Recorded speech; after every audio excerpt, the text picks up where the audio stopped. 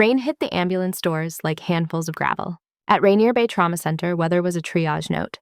Tonight's downpour turned streetlights into smeared halos on the ER windows. Inside, the air smelled of bleach coffee and metal. Wet jackets steamed on hooks. A mop bucket sat abandoned near the entrance, its water rippling each time thunder rolled. The automatic doors stuttered open. Soldiers came through, first-soaked boots thudding on linoleum.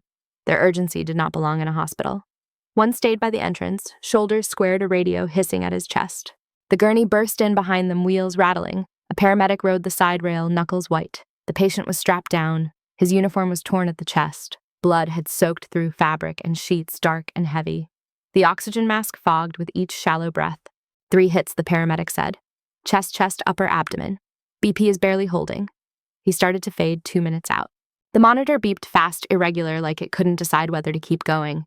A security guard started toward the commotion. The soldier at the door lifted one hand, palm out, not touching his weapon, not needing to. The guard stopped anyway, eyes darting, then backed away toward the wall.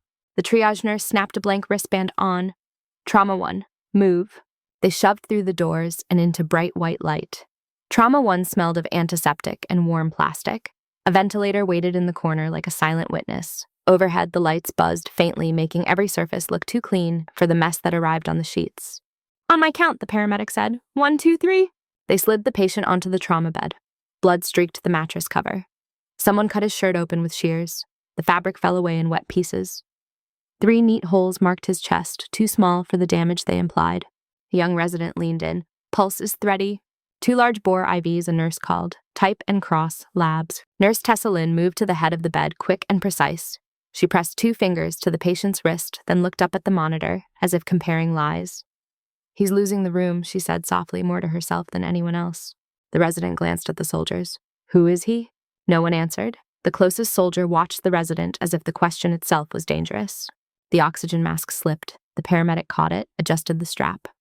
For a second, the patient's face was exposed under the harsh light, pale, jaw clenched even in half-consciousness. Dried sand sat in the crease of his ear. A clean old scar cut his chin. There were no dog tags. Someone had removed them. The room went quiet, sudden and complete. Even the monitor seemed to hesitate between beats. The resident's mouth opened. Nothing came out. Tessa swallowed. That's him. No one said the title. It hung there anyway. Brigadier General Jack Rourke, the man whose face belonged on briefing screens, not on a bed with blood pooling under his ribs. The soldier by the door lifted his radio, then lowered it again. His hand shook once before he shoved it into his pocket. Another set of doors pushed inward. A woman in dark blue scrubs stepped in, not running, not slow, hair tucked under a cap, mask looped at her neck, gloves already on, pulled tight. Dr. Maya Hart. She stopped just inside the room and took it in with one sweep. The kinked IV line, the resident's hovering hands, the soldiers at the edge of the light, the wet footprints on the tile leading straight to the bed like a trail. Then she looked at the patient. No gasp, no drama, just a tiny stillness like her body tried to freeze and she refused. Her gaze flicked to the scar, to the sand, to the angle of his jaw. The monitor chirped thin and fast. Tessa watched Maya's face the way she watched vitals. She had worked with Maya long enough to know what calm looked like on her and what it did not. Maya's calm was a choice. Rourke's eyelids fluttered. His eyes were half open, unfocused, but they landed on her as if he'd been waiting for one face to appear. His lips moved against the oxygen mask. A sound scraped out, almost nothing. Maya. The resident blinked, startled. He knows you. Maya didn't answer. She stepped in, checked the mask seal with 2 fingers. Her touch was steady, but her face went blank like someone turning down a volume that was too loud. Vitals, she said. BP 40/25, Tessa replied. Pulse 120, sat is dropping. Breath sounds are ugly.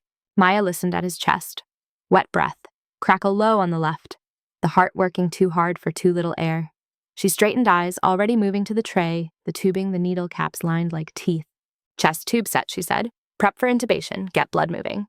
The resident tried again. Dr. Hart, we need ID confirmed. He came in without a name.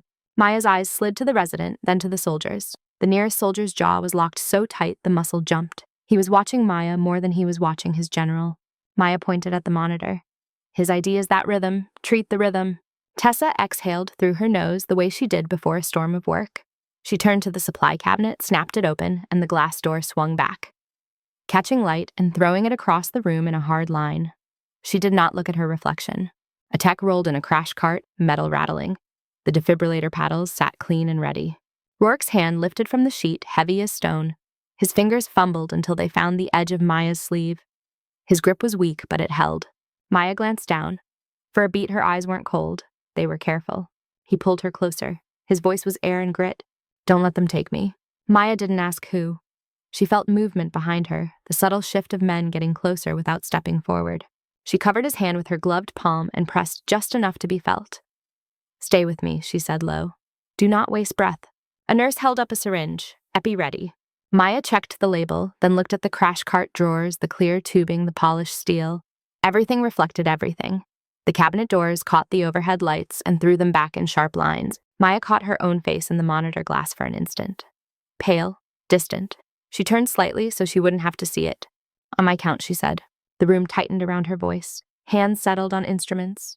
Suction hissed once. The soldiers went still. Outside, thunder rolled across the bay. Inside, the monitor chirped again too fast. Too thin. Maya rested her fingers at Rourke's carotid feeling for what he had left.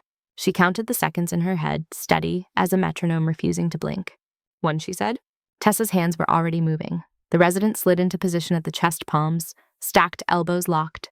Maya watched the monitor, not the man. The line jittered, then dipped. 2. The resident began compressions hard and fast. The bed frame squealed with each push. Rourke's body took the force without complaint, as if pain had already been assigned to someone else. Suction whined. A nurse wiped blood from the sternum in a quick sweep, then the red returned, seeping up from under the skin. 3, Epi Maya said. The syringe was in her hand before the word finished. She pushed it into the IV hub with a sharp twist.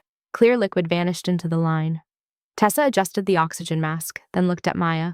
Her eyes asked a question she did not say. Maya did not look away. "Keep the bag tight," she said. The resident's breathing went loud behind his mask. "He is not responding?" "He is," Maya replied. "Just not the way you want."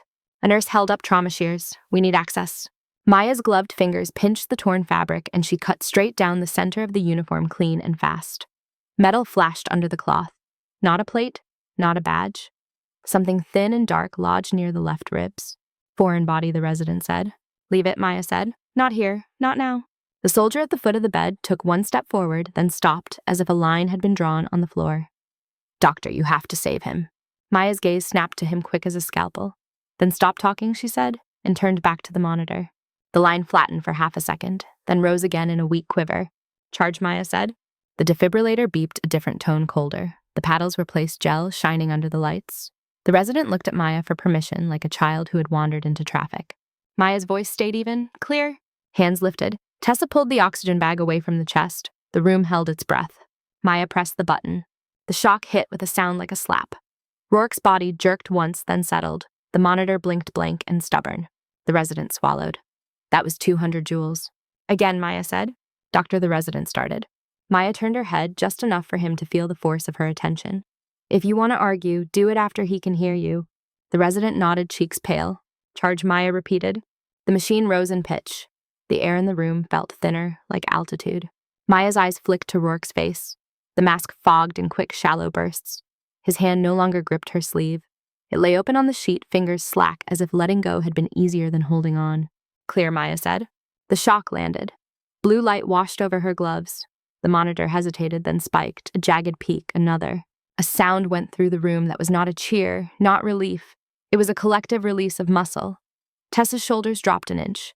The resident's mouth opened on a silent laugh that died before it started. The rhythm stabilized, still fast, still angry but present. Maya did not smile. She leaned in, placed 2 fingers at the neck again, and felt the pulse return under her touch, thin but insistent, like a wire humming. "Good," she said almost to herself. "Stay." Tessa handed her a laryngoscope. "Airway." Maya nodded. "Tube him." The resident moved to help, then faltered when his hands shook. Maya took the instrument without comment. The light from the scope caught the moisture in the air. Pink tissue, a clear path. She worked with practiced economy, the kind that came from doing it in places where the floor was dirt and the ceiling was night. "Tube is in," she said. "Confirm." Tessa listened, eyes closed for a second. Bilateral breath sounds. "Better on the right." "Chest tube on the left," Maya said. The tray appeared. Scalpel, clamp, tube. The smell of iodine hit the back of her throat. She made a small incision between ribs, the skin resisting then giving. Blood welled. She did not flinch.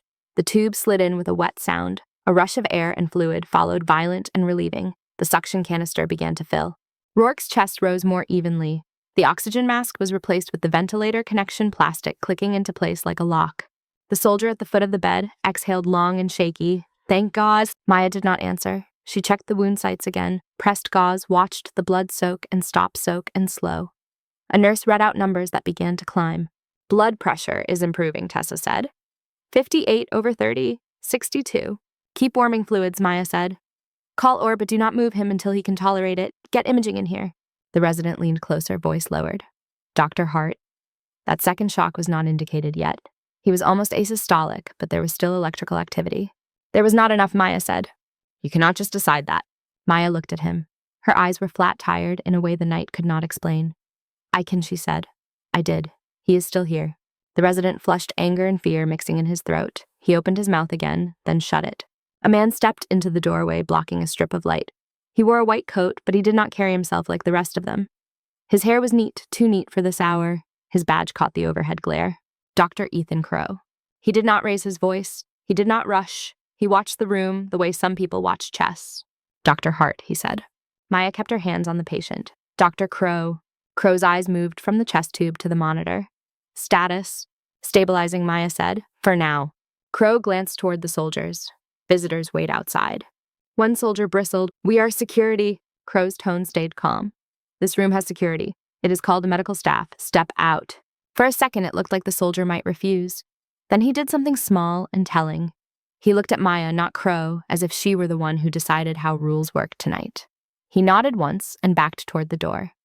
The other soldiers followed, boots quiet, now wet prints left behind like bruises on the floor. When the doors swung shut, the room felt larger and more exposed. Crow stepped closer. That technique, he said. The sequence. Epi-timing, shock timing, the way you did airway under active compression. It was effective. It was necessary, Maya said. Crow's gaze held hers. Where did you learn it? Maya reached for a fresh set of gloves, snapped them on over blood-slick hands. The sound was sharp in the quiet. In residency, she said. Crow did not react. Which one? Maya's eyes returned to the monitor. Does it matter? It does, Crow said. Because this patient matters, and because a room full of people just watched you do something they will not be able to explain in their chart. Maya adjusted the ventilator settings by touch, not looking. Then tell them to write that I refuse to let him die. Crow's mouth tightened. Not anger. Something else. Consideration. He leaned a fraction closer. His voice dropped, meant for her ears only. You recognized him. Maya did not blink. I recognized a man bleeding out. Crow watched her for a beat that lasted too long. You know what you are sitting next to, he said. Maya finally looked at him. I know he has 3 bullets in him and a heart that wants to quit. Crow's eyes softened in a way that did not reach the rest of his face. And the name. Maya's jaw moved once as she swallowed.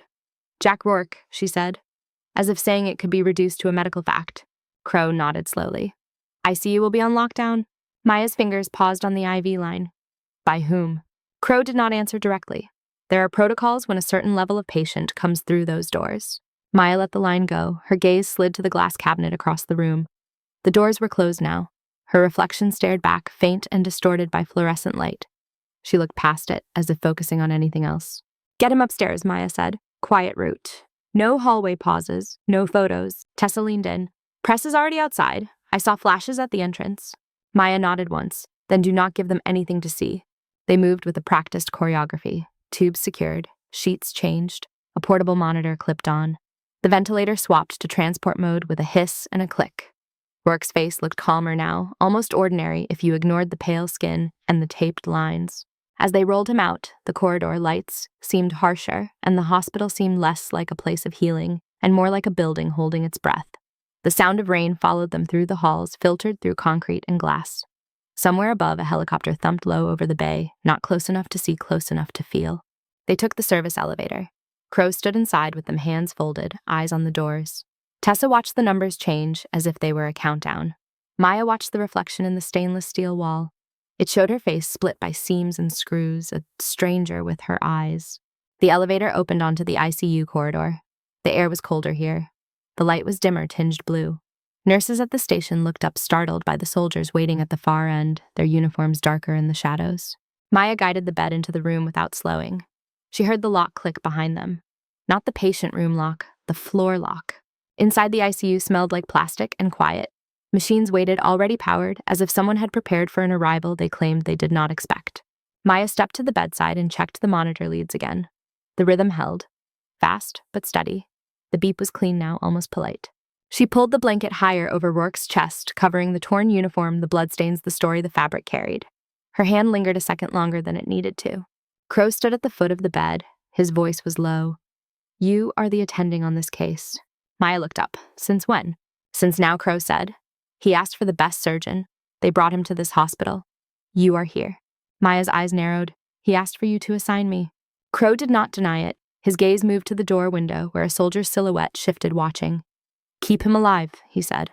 Maya's voice stayed flat. "That is my job." Crow nodded once, then turned and walked out. The door closed with a soft seal. The hallway beyond was a strip of shadow, then nothing. Tessa remained by the bed, adjusting drips with careful hands. "You okay?" she asked, not looking up. Maya stared at the monitor. The beep cut through the room at a steady pace. She listened like it was a language she had forgotten and was trying to learn again. "I am working," Maya said. Tessa's fingers paused. She glanced at Maya's face, then away. "He said your name?" she whispered.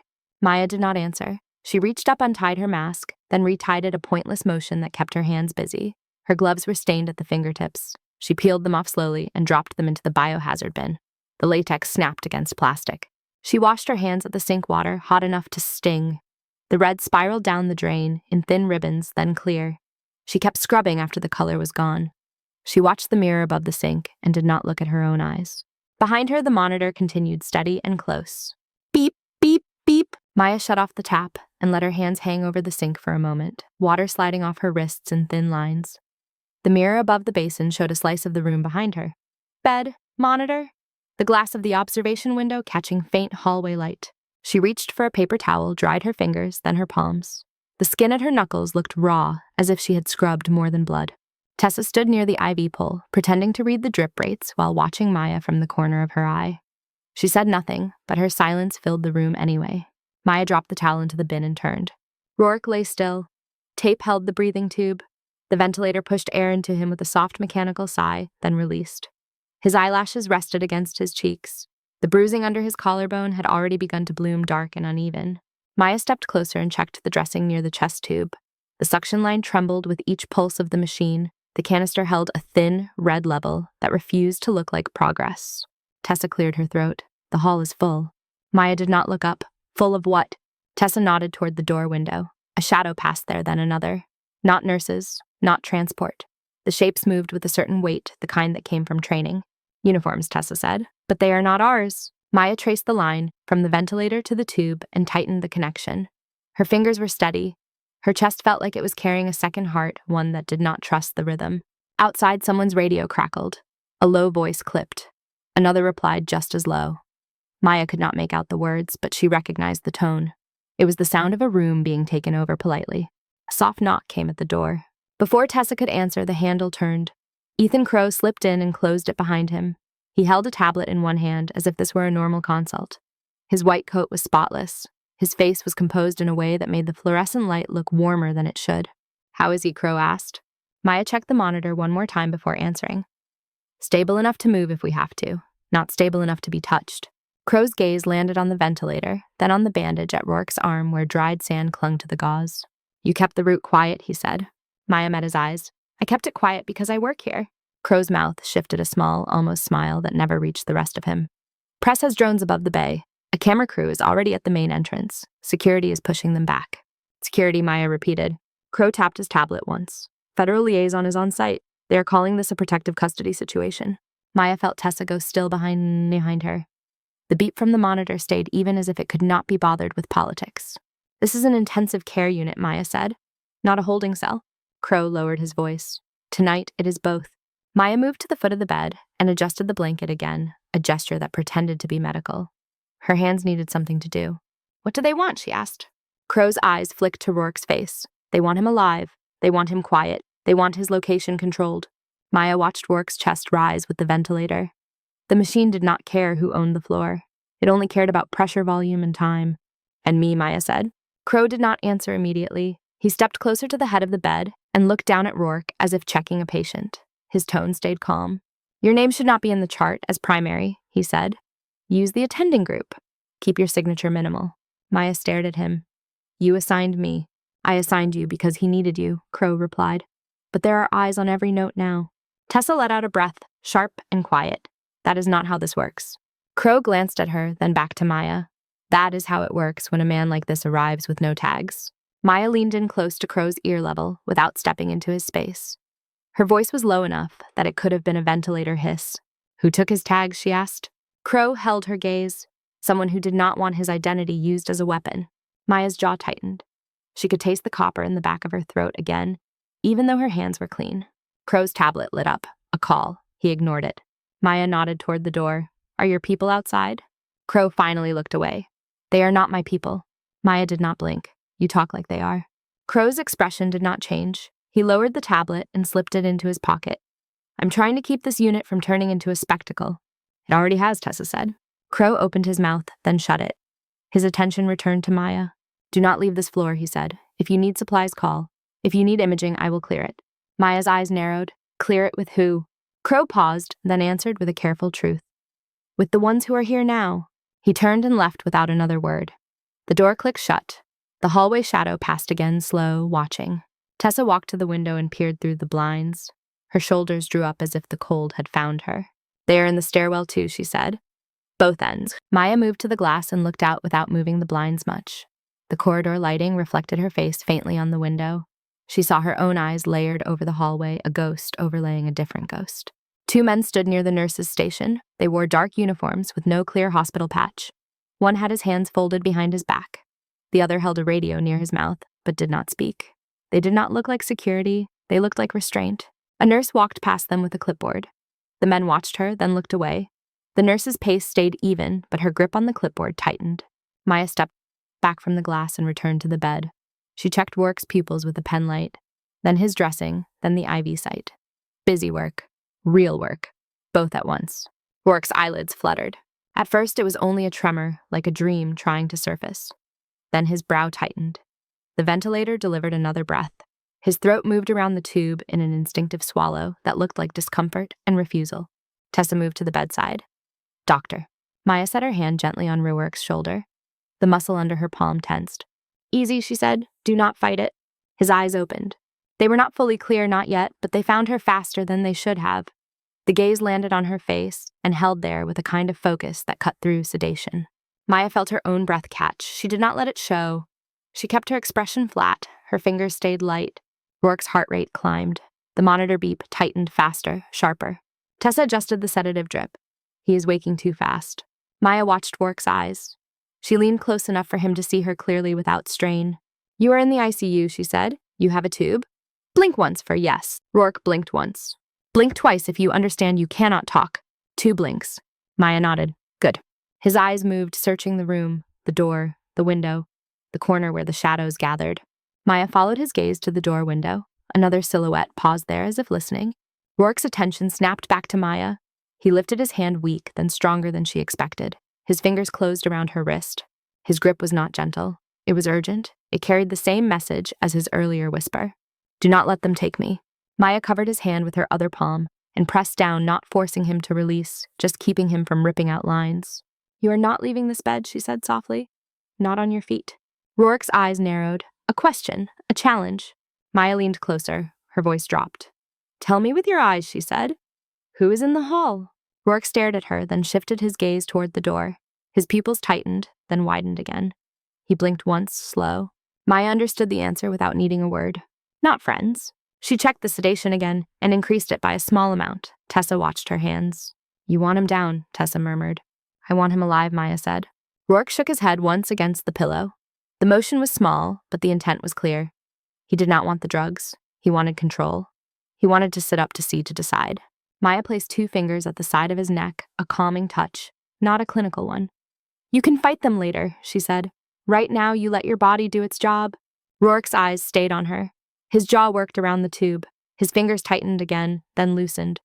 It was not surrender. It was calculation. The sedation began to smooth his expression.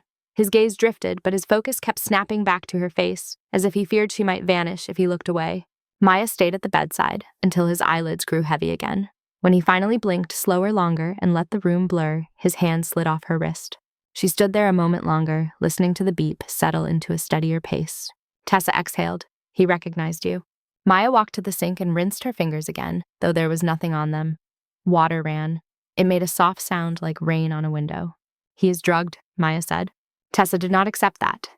She leaned against the counter, voice low. He looked at you like he knew your name before tonight.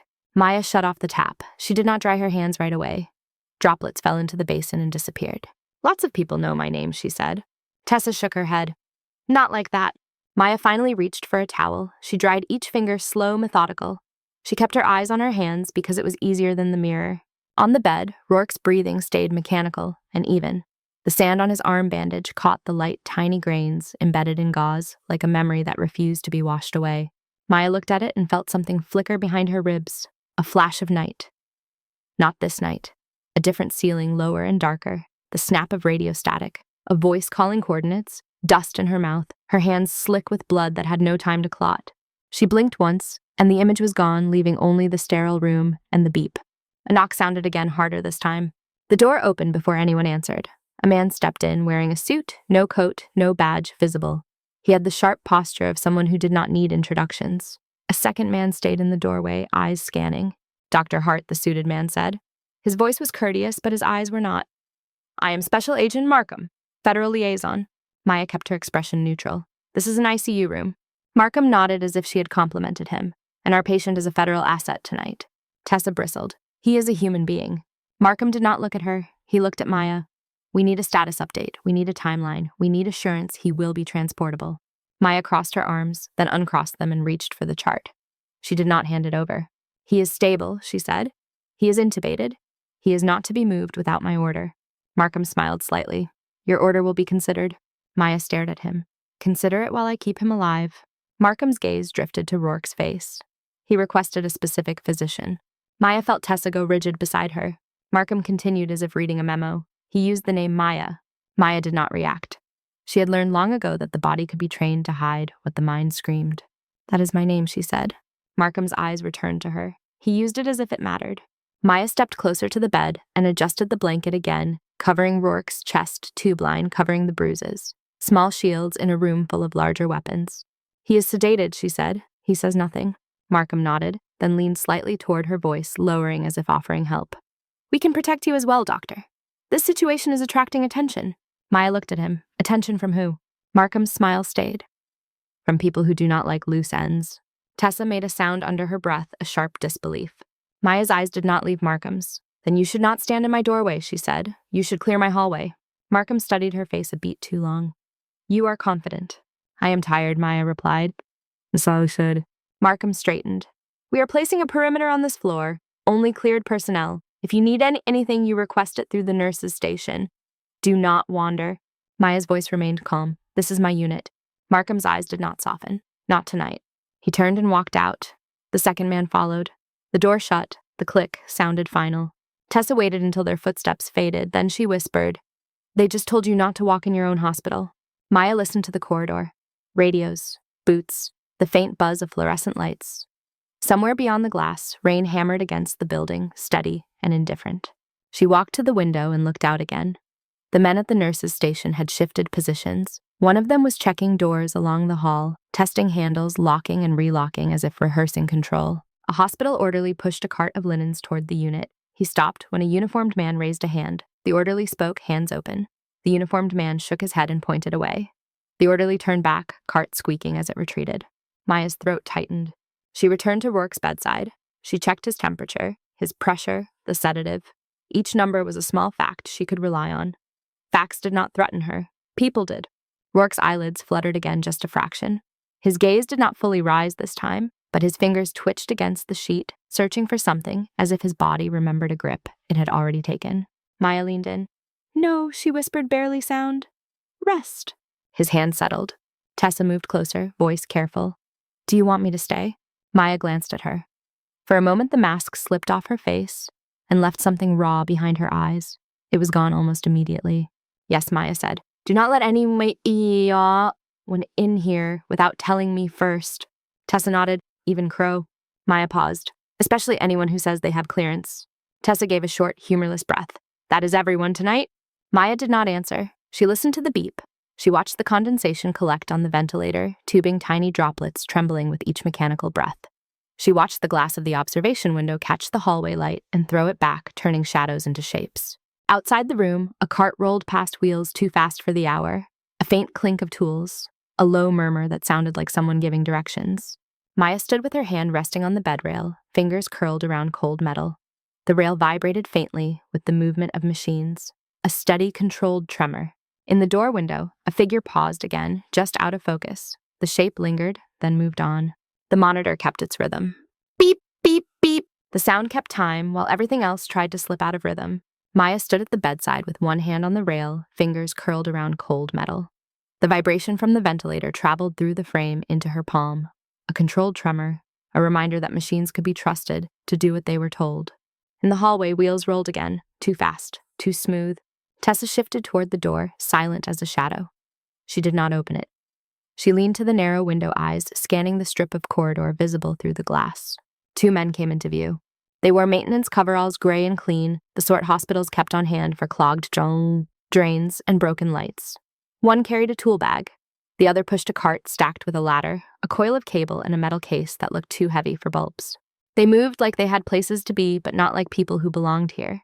Their shoulders were set. Their heads stayed down. Their eyes never touched the nurse station. Tessa did not speak. She looked at Maya. Maya's gaze did not lift from the monitor.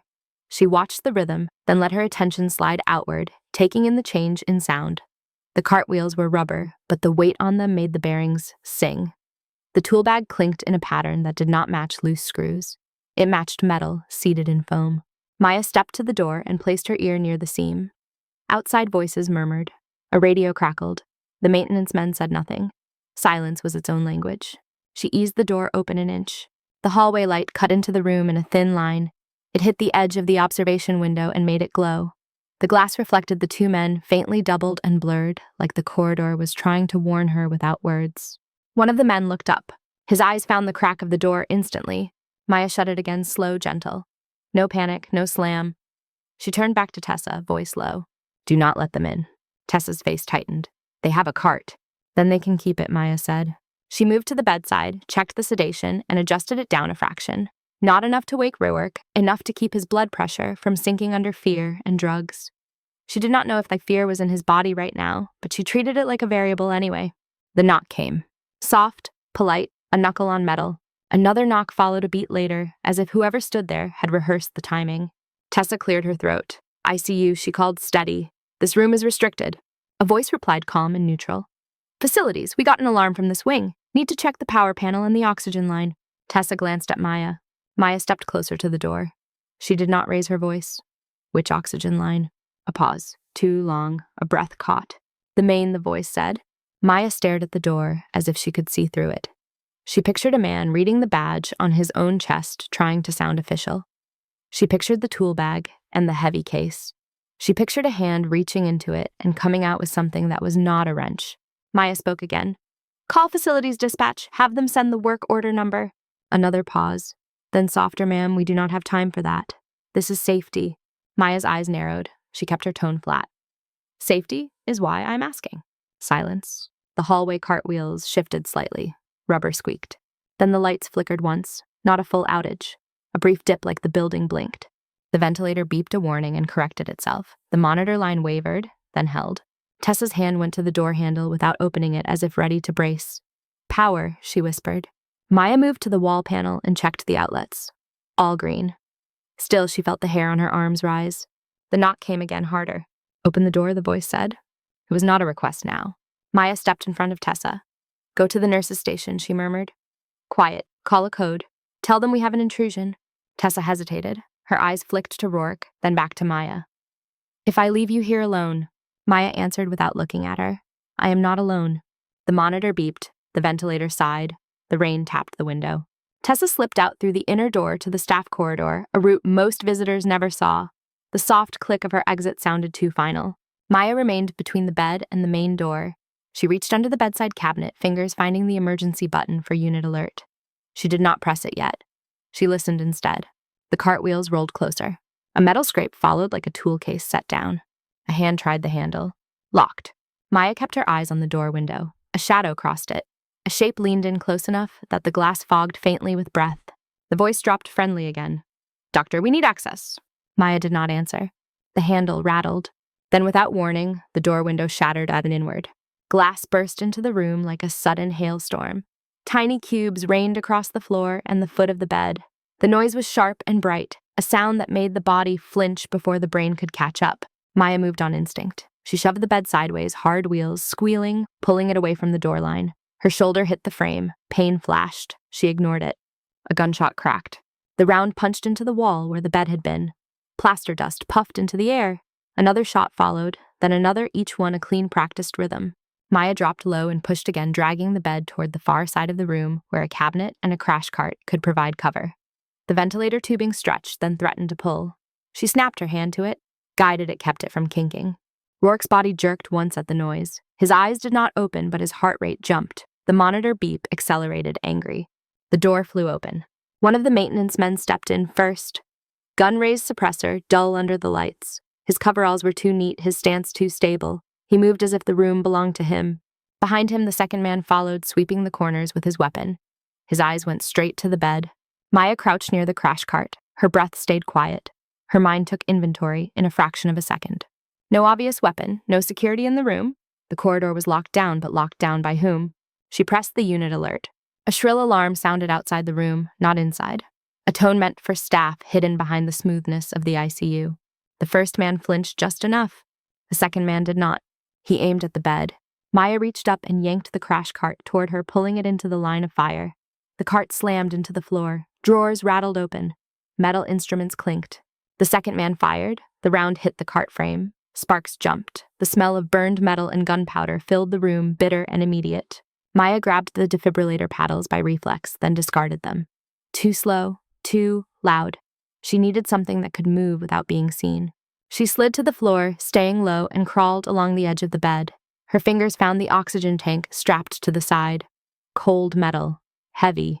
Another shot. Glass from the shattered window crackled under someone's boot. The first man stepped closer, muzzle tracking. Move away from the patient. Maya did not move away. She pushed her body tighter to the bed frame. Her eyes flicked to the door. Footsteps pounded outside. Someone shouted, distant and muffled by the corridor walls. The second man snapped his head toward the sound, impatient.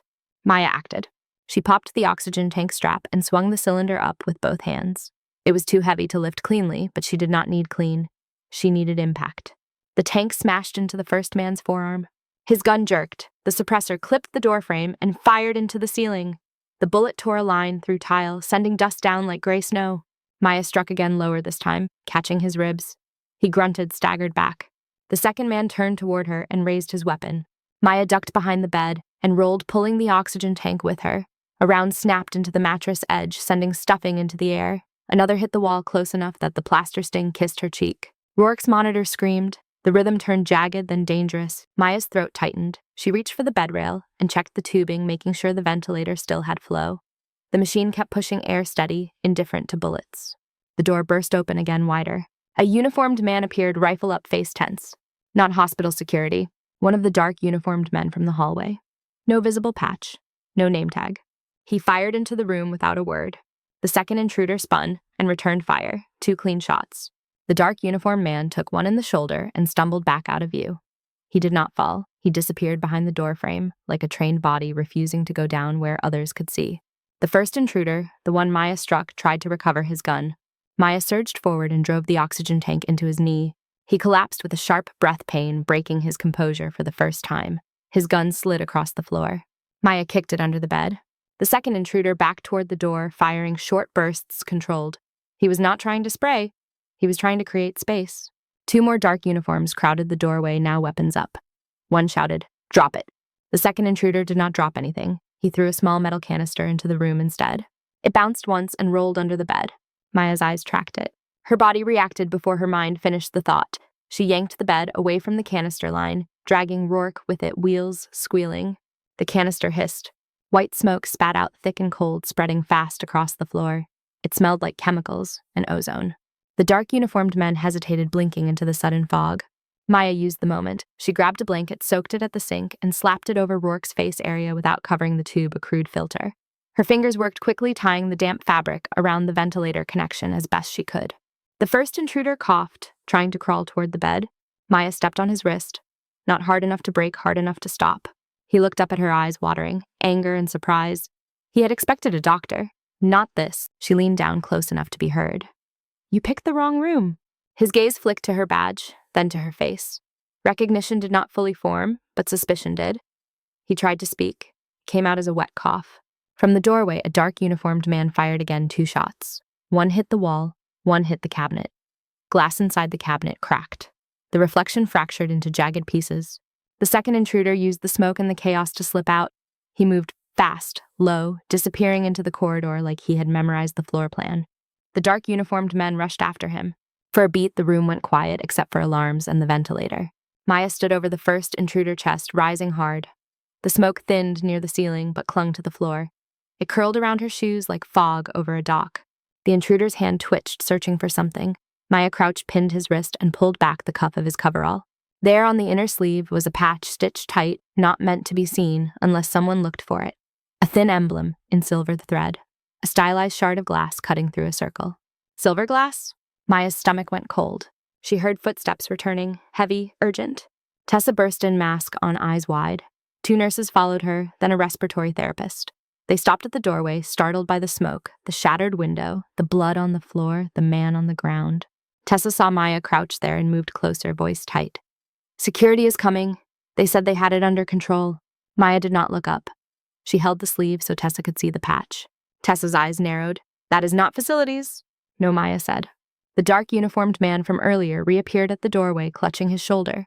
Blood soaked his sleeve. His rifle stayed up despite the injury. He scanned the room, then looked at the intruder on the floor. His gaze shifted to Maya, not grateful, measuring.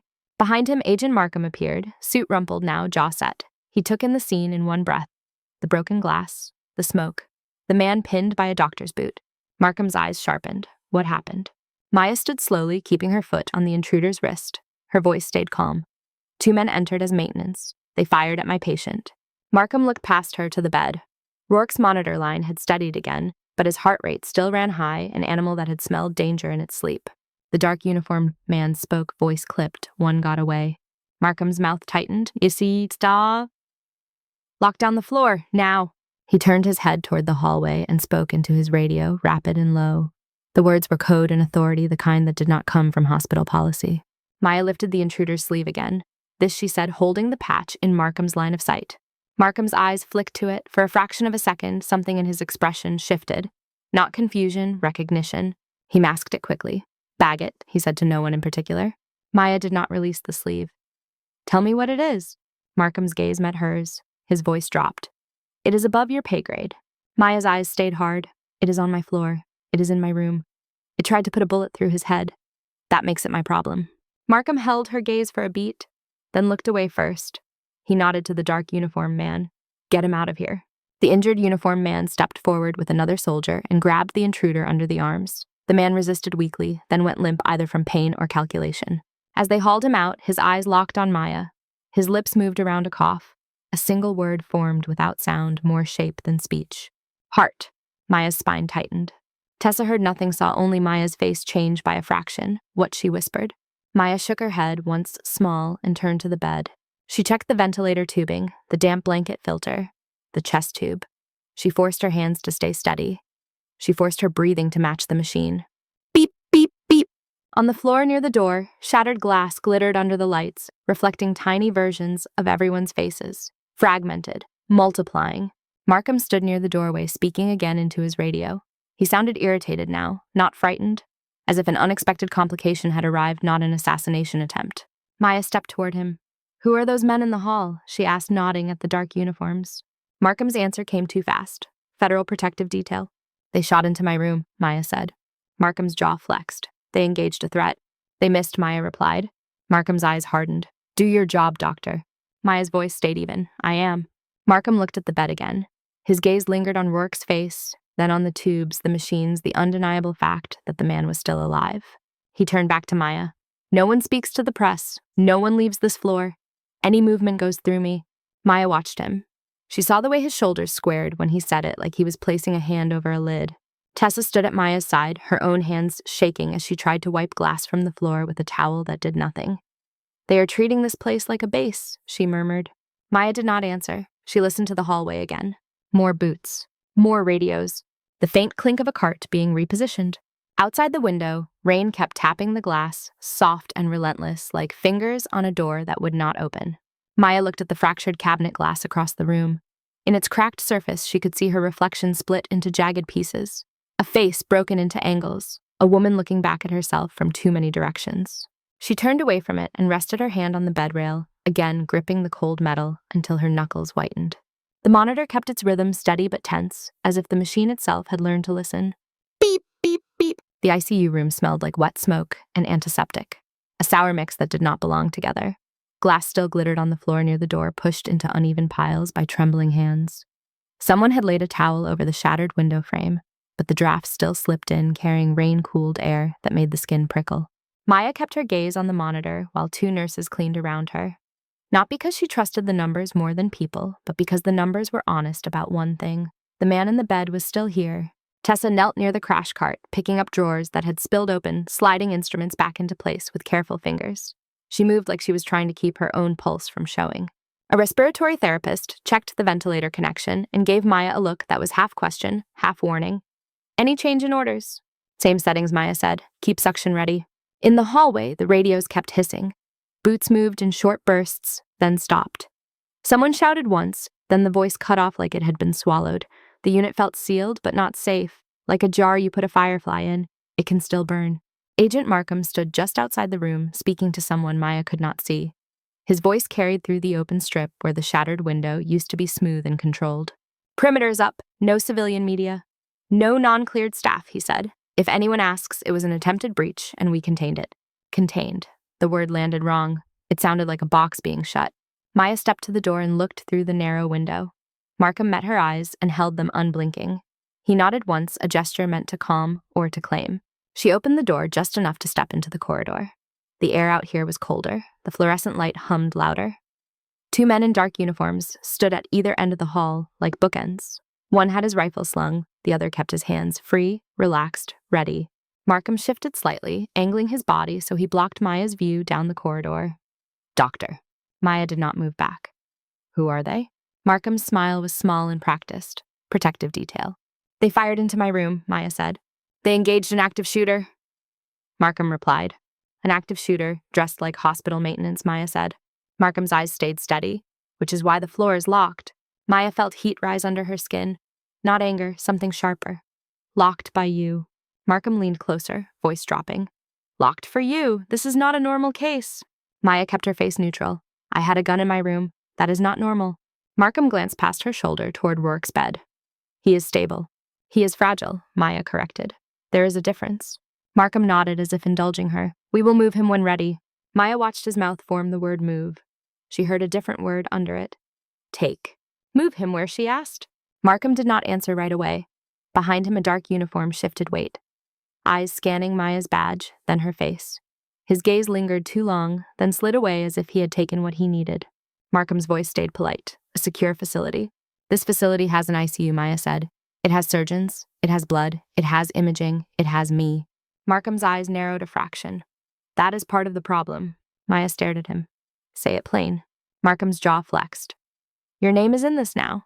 That makes people nervous." Maya felt the hallway tighten.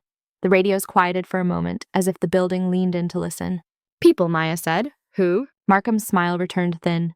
"The kind of people who do not like variables." Maya stepped closer. She kept her hands at her sides, empty, visible. "A man tried to kill my patient. He had a patch on his sleeve. It said Silverglass." Markham held her gaze. "That word does not belong in your mouth." Maya's voice stayed low. "It belongs on the floor of my ICU." Markham leaned in so close, she could smell his cologne under the sterile air. "You are a trauma surgeon. Stay that." Maya did not flinch. "I am staying with him." Markham straightened, his expression smoothed out. "Good. Then you will cooperate with transport when it arrives." Maya felt her stomach drop slow and cold. "Transport is arriving." Markham nodded once. "Soon." Maya looked down the corridor toward the nurses' station. Staff stood in clusters, whispering. A young nurse hugged a clipboard to her chest like a shield.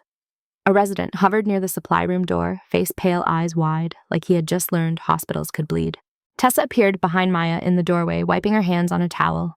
She looked from Maya to Markham and read the room immediately. Her voice was careful. Dr. Crow is asking for you. Maya kept her eyes on Markham. Tell him I am busy keeping his ICU from becoming a shooting range. Markham's mouth twitched. Dr. Crow is hospital administration. He will be briefed. Tessa's brows pinched. You do not brief Dr. Crow. Dr. Crow briefs you. Markham looked at Tessa for the first time, and his gaze was the same one he used on doors. Nurse, go back inside. Tessa did not move. This is her patient. Markham's voice cooled. Then she will do as instructed. Maya turned slightly, just enough to bring Tessa into her peripheral vision. Go, she said quietly. Stay with him. Tessa hesitated, then stepped back into the room, shutting the door behind her with a soft click. Maya walked down the corridor toward Crow's office without asking permission. 2 dark uniforms watched her past, their faces unreadable. No one stopped her. That was almost worse. Crow met her in the doorway to a small conference room off the ICU, a place with no windows and a table that always smelled faintly of stale coffee. He looked tired now, finally. His white coat was still clean, but his eyes had the dull strain of a man doing math with lives. You are intact, Crow said. Was that supposed to be uncertain? Maya replied. Crow closed the door behind her. The click sealed them in. The attempt was expected sooner or later. Maya stared at him. Expected? Crow's face did not change. This is a high-value patient. Do not turn him into an object, Maya said. Not to me. Crow nodded once as if acknowledging a preference. How is his pressure? Better, Maya said. Still unstable. He needs surgery, but not with chaos in the hall. Crow leaned against the table. There will be no surgery here. Maya felt the words hit her like a cold palm. That is not your call. Crow's gaze held hers. It is now. Maya's voice stayed level. Who made it? Crow did not answer directly. A transport team is on the way. Maya took a slow breath through her nose. Markham already told me. Crow's eyes narrowed slightly, a sign of irritation that Markham had spoken out of turn. Then you understand the situation? I understand someone is using my ICU as a hallway, Maya said. Crow stepped closer. His voice dropped into something almost gentle. This is bigger than hospital policy. Maya's lips pressed together. Everything is bigger than hospital policy when men with guns show up. Crow watched her for a long moment, signed the transfer order. Maya did not blink. No. Crow's expression did not crack, but something in his jaw tightened. He cannot stay here. He is safer with a ventilator and a team that knows him, Maya said. He is not safer being pushed through a building full of people who want him dead. Crow lifted his chin slightly. The ones who want him dead are not the ones moving him. Maya felt her skin prickle. How are you sure? Crow's eyes stayed on hers. Because I am. The subtext sat between them like a third person in the room. Maya spoke softly. You know something you are not saying? Crow's voice remained calm. I know enough to keep you alive if you let me. Maya's throat tightened. She pictured the intruder on the floor, coughing eyes locked on her, shaping her name with his mouth. Heart. Like it was confirmation, not a guess. Maya stepped back. You are not keeping me alive. I am. Crow's gaze flicked down to her hands, then back up. Then keep him alive long enough for transport. Maya shook her head once. You are making a mistake. Crow's expression softened again, a mask made of concern. You are exhausted. You are close to the patient. You are taking this personally. Maya's voice dropped. They came into my room and shot at his bed. Crow held her eyes, which is why he cannot stay. Maya stared at him for a beat, then turned and opened the door. She stepped back into the corridor and felt the unit's tension slam into her again.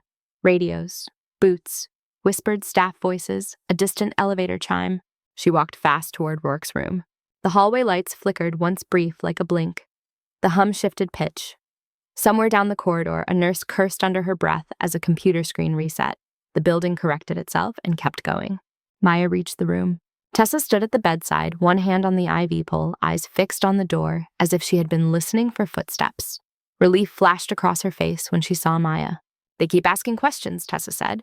They keep asking about his sedation, his blood, his baseline. Maya stepped to the monitor, checked the rhythm, the pressure, the saturation. Stable, but only in the way a glass on the edge of a counter is stable. One bump from falling. Any change in staff entry, Maya asked. Tessa swallowed. 2 men came by with clipboards. Not our clipboards. They wanted your signature. Maya's jaw tightened. Did you give it? Tessa's eyes widened. No. Maya nodded once. Good. A knock came at the door. Before Maya could answer, it opened. Markham stepped in with a folder in his hand. A man behind him carried a hard case the size of a briefcase and wore gloves that looked too thick for paper. Markham's voice was friendly again. Dr. Hart? Maya did not step back. You do not walk into an ICU room without staff permission. Markham smiled as if she had made a quaint point. We are past that. He opened the folder and held out a form. Transfer order. We need your signature. Medical clearance. Maya glanced at the paper. Her name was already typed at the bottom, waiting for her to make it real. She could see the destination field filled with a facility name she did not recognize, followed by a federal code. No, she said. Markham's smile stayed. You are refusing to clear a medically stable patient for transport. He is not stable, Maya replied. Markham tilted his head. He is alive. His vitals are within range. He is sedated. He is ventilated. That is stable enough. Maya's eyes hardened. Stable enough for an ambush. Markham leaned closer. He is leaving this building. Maya's voice stayed low. Not through my consent. Markham's expression finally cooled. Then it will be through someone else's. He nodded once to the man with the hard case. The man stepped forward and opened it. Inside were syringes, vials, and a small stack of pre-printed labels, not hospital pharmacy labels. Tessa moved instinctively toward the bed. You cannot. Markham did not look at her. We can. Maya stepped into his line. Touch my patient, and I will call a code that brings every doctor on this floor into this room. Markham's eyes met hers. Do it. His tone carried a dare, not fear. He knew something she did not.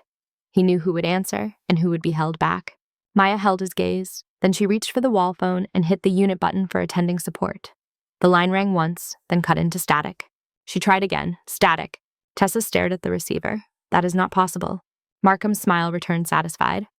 Systems are overwhelmed. Maya looked at him. You jammed the phones. Markham shrugged slightly. We are protecting the asset. Maya's hands curled into fists. She forced them open again. She stepped to the ventilator and checked the alarms as if she were ignoring Markham, as if she were yielding. Markham watched her closely. The man with the case moved toward the IV line. Maya reached for the bed rail, then for the sedation pump. She adjusted it down by a fraction, a quiet move. She wanted Rourke closer to the surface, not drowning in drugs when strangers touched him. Markham noticed and stepped closer. Do not change his sedation. Maya did not look up. I am managing his blood pressure. Markham's voice sharpened. Do not change it. Maya met his eyes. Then do not move him. For a moment, the room held still. Ventilator sigh, monitor beep. Rain tapping against the covered window frame. Then Markham's radio crackled. A voice spoke low and quick. Markham listened, face unreadable, then nodded once. Now, he said. The man with the case moved. Maya's body tensed, ready to block. Before she could, a dark, uniformed man appeared in the doorway and spoke to Markham. Hall is clear, he said. Service elevator is staged. Maya's stomach tightened. Service elevator. Not the main route, not visible, not accountable. Markham turned toward Maya with the folder still in hand. Last chance to sign. Maya's voice was quiet. No. Markham's smile vanished, then stepped back. Tessa's breath hitched. Doctor! Maya stepped to the bed and placed her hand on Rourke's shoulder, close to his ear. She spoke low, not for Markham, not for Tessa, for the man under tape and tubes.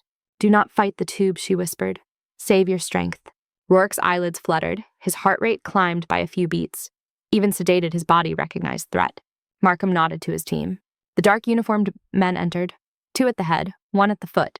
The man with the case reached for the sedation line. Maya swatted his hand away. Markham's eyes sharpened. Doctor. Maya's voice turned to ice. If you push something into his line, I will pull it out of your hand and put it into your neck. Tessa stared at Maya, shocked by the words. Then something like relief flashed in her face. She had wanted someone to say it. Markham's gaze stayed calm. You will not. Maya held his eyes. Try me. A beat passed. Then Markham gestured subtly. One of the dark uniforms stepped close to Maya, not grabbing her, just crowding her space, pushing her back without touch. Maya resisted, feet planted. Another uniformed man moved to the bed rail and unlocked it. The bed wheels released with a quiet click that sounded like a decision. They began to roll the bed. Maya stepped with it, hand on the rail, keeping pace. You cannot transport him like this, she said. He has a chest tube. He needs suction. He needs monitoring. We have monitoring, Markham replied. The man with the hard case clipped a portable monitor onto the bed frame. Its screen lit up with a simplified set of numbers. Not as detailed as Maya's. Not enough. Maya's voice stayed sharp. This is inadequate. Markham did not look at her. Move.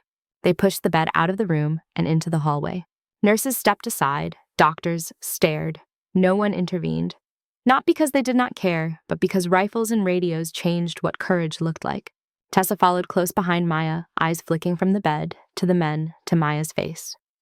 Where are they taking him, she whispered. Maya watched the route. Not toward the helipad, not toward imaging. toward the far end of the unit where a door marked authorized personnel only led into the service corridor. They turned. Maya felt a cold line trace down her spine. At the service corridor door, a dark uniform swiped a card. The lock clicked open. The bed rolled through. Maya followed. A man stepped into her path. His chest filled the doorway. His eyes were flat. "Restricted," he said. Maya stared at him. "I am the attending." He did not move. Not anymore. Maya's throat tightened. Who signed off? He kept his eyes on hers. Federal clearance. Maya stepped closer, refusing to be pushed by air. "If he crashes in that elevator, you will not know what to do." The man's expression did not change. "He will not crash." Maya heard the bed wheels fade down the corridor. A faint squeak. A soft thump. Then the service elevator chime, distant and dull. Tessa grabbed Maya's knees. The Mrs. Slave. Maya. Maya did not look at her. She watched the empty corridor and listened to the sound of her patient leaving without her. Then she moved. She shoved past the guard's shoulder, brushing his arm.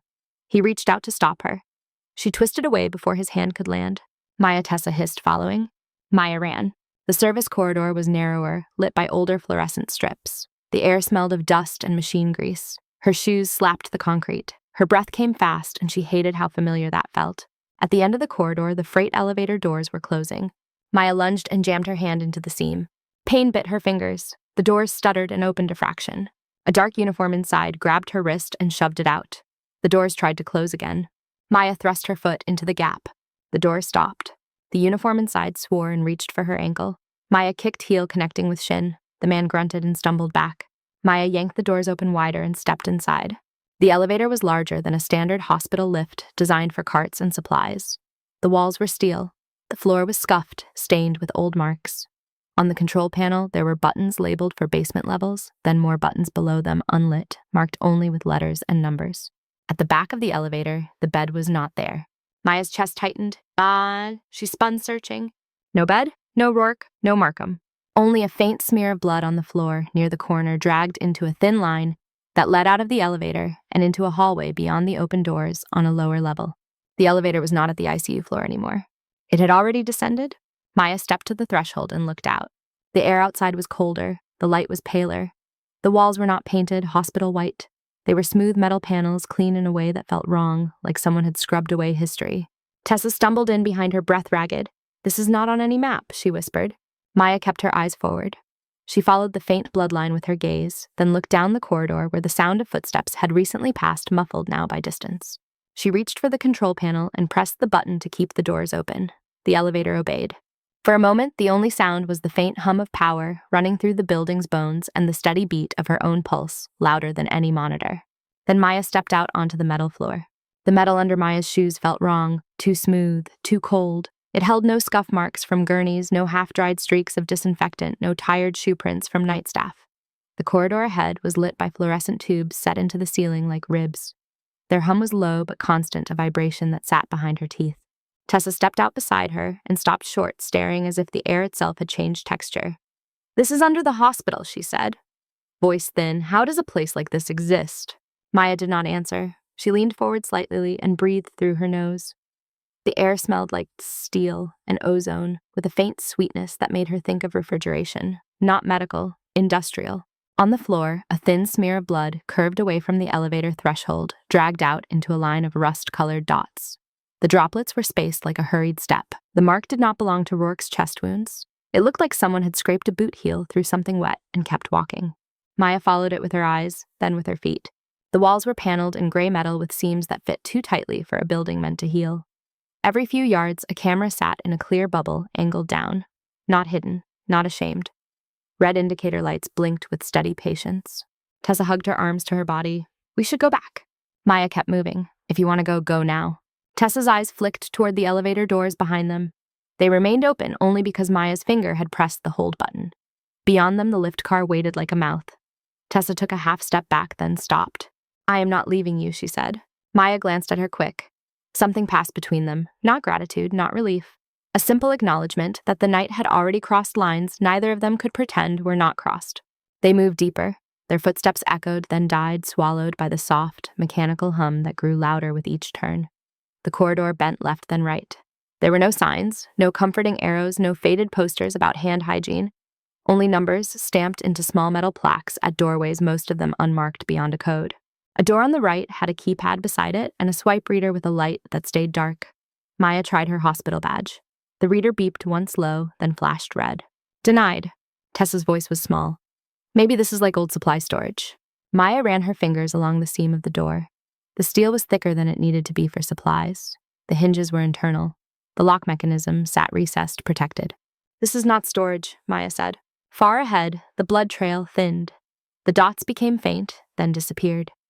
In its place were scuff marks, a drag line straight as a ruler, as if a wheeled bed had passed, but the wheels were not rubber, metal on metal. Maya followed that line until the corridor opened into a wider passage with a ceiling higher than the one behind them. The air dropped another degree. Her skin tightened across her forearms. To the left, a glass panel ran along the wall, floor to ceiling. It was not a window. It was a barrier. Behind it, dim blue light glowed from equipment stacked in clean rows. Servers, cables, thick bundles running along the ceiling like arteries. The glass reflected Maya and Tessa faintly.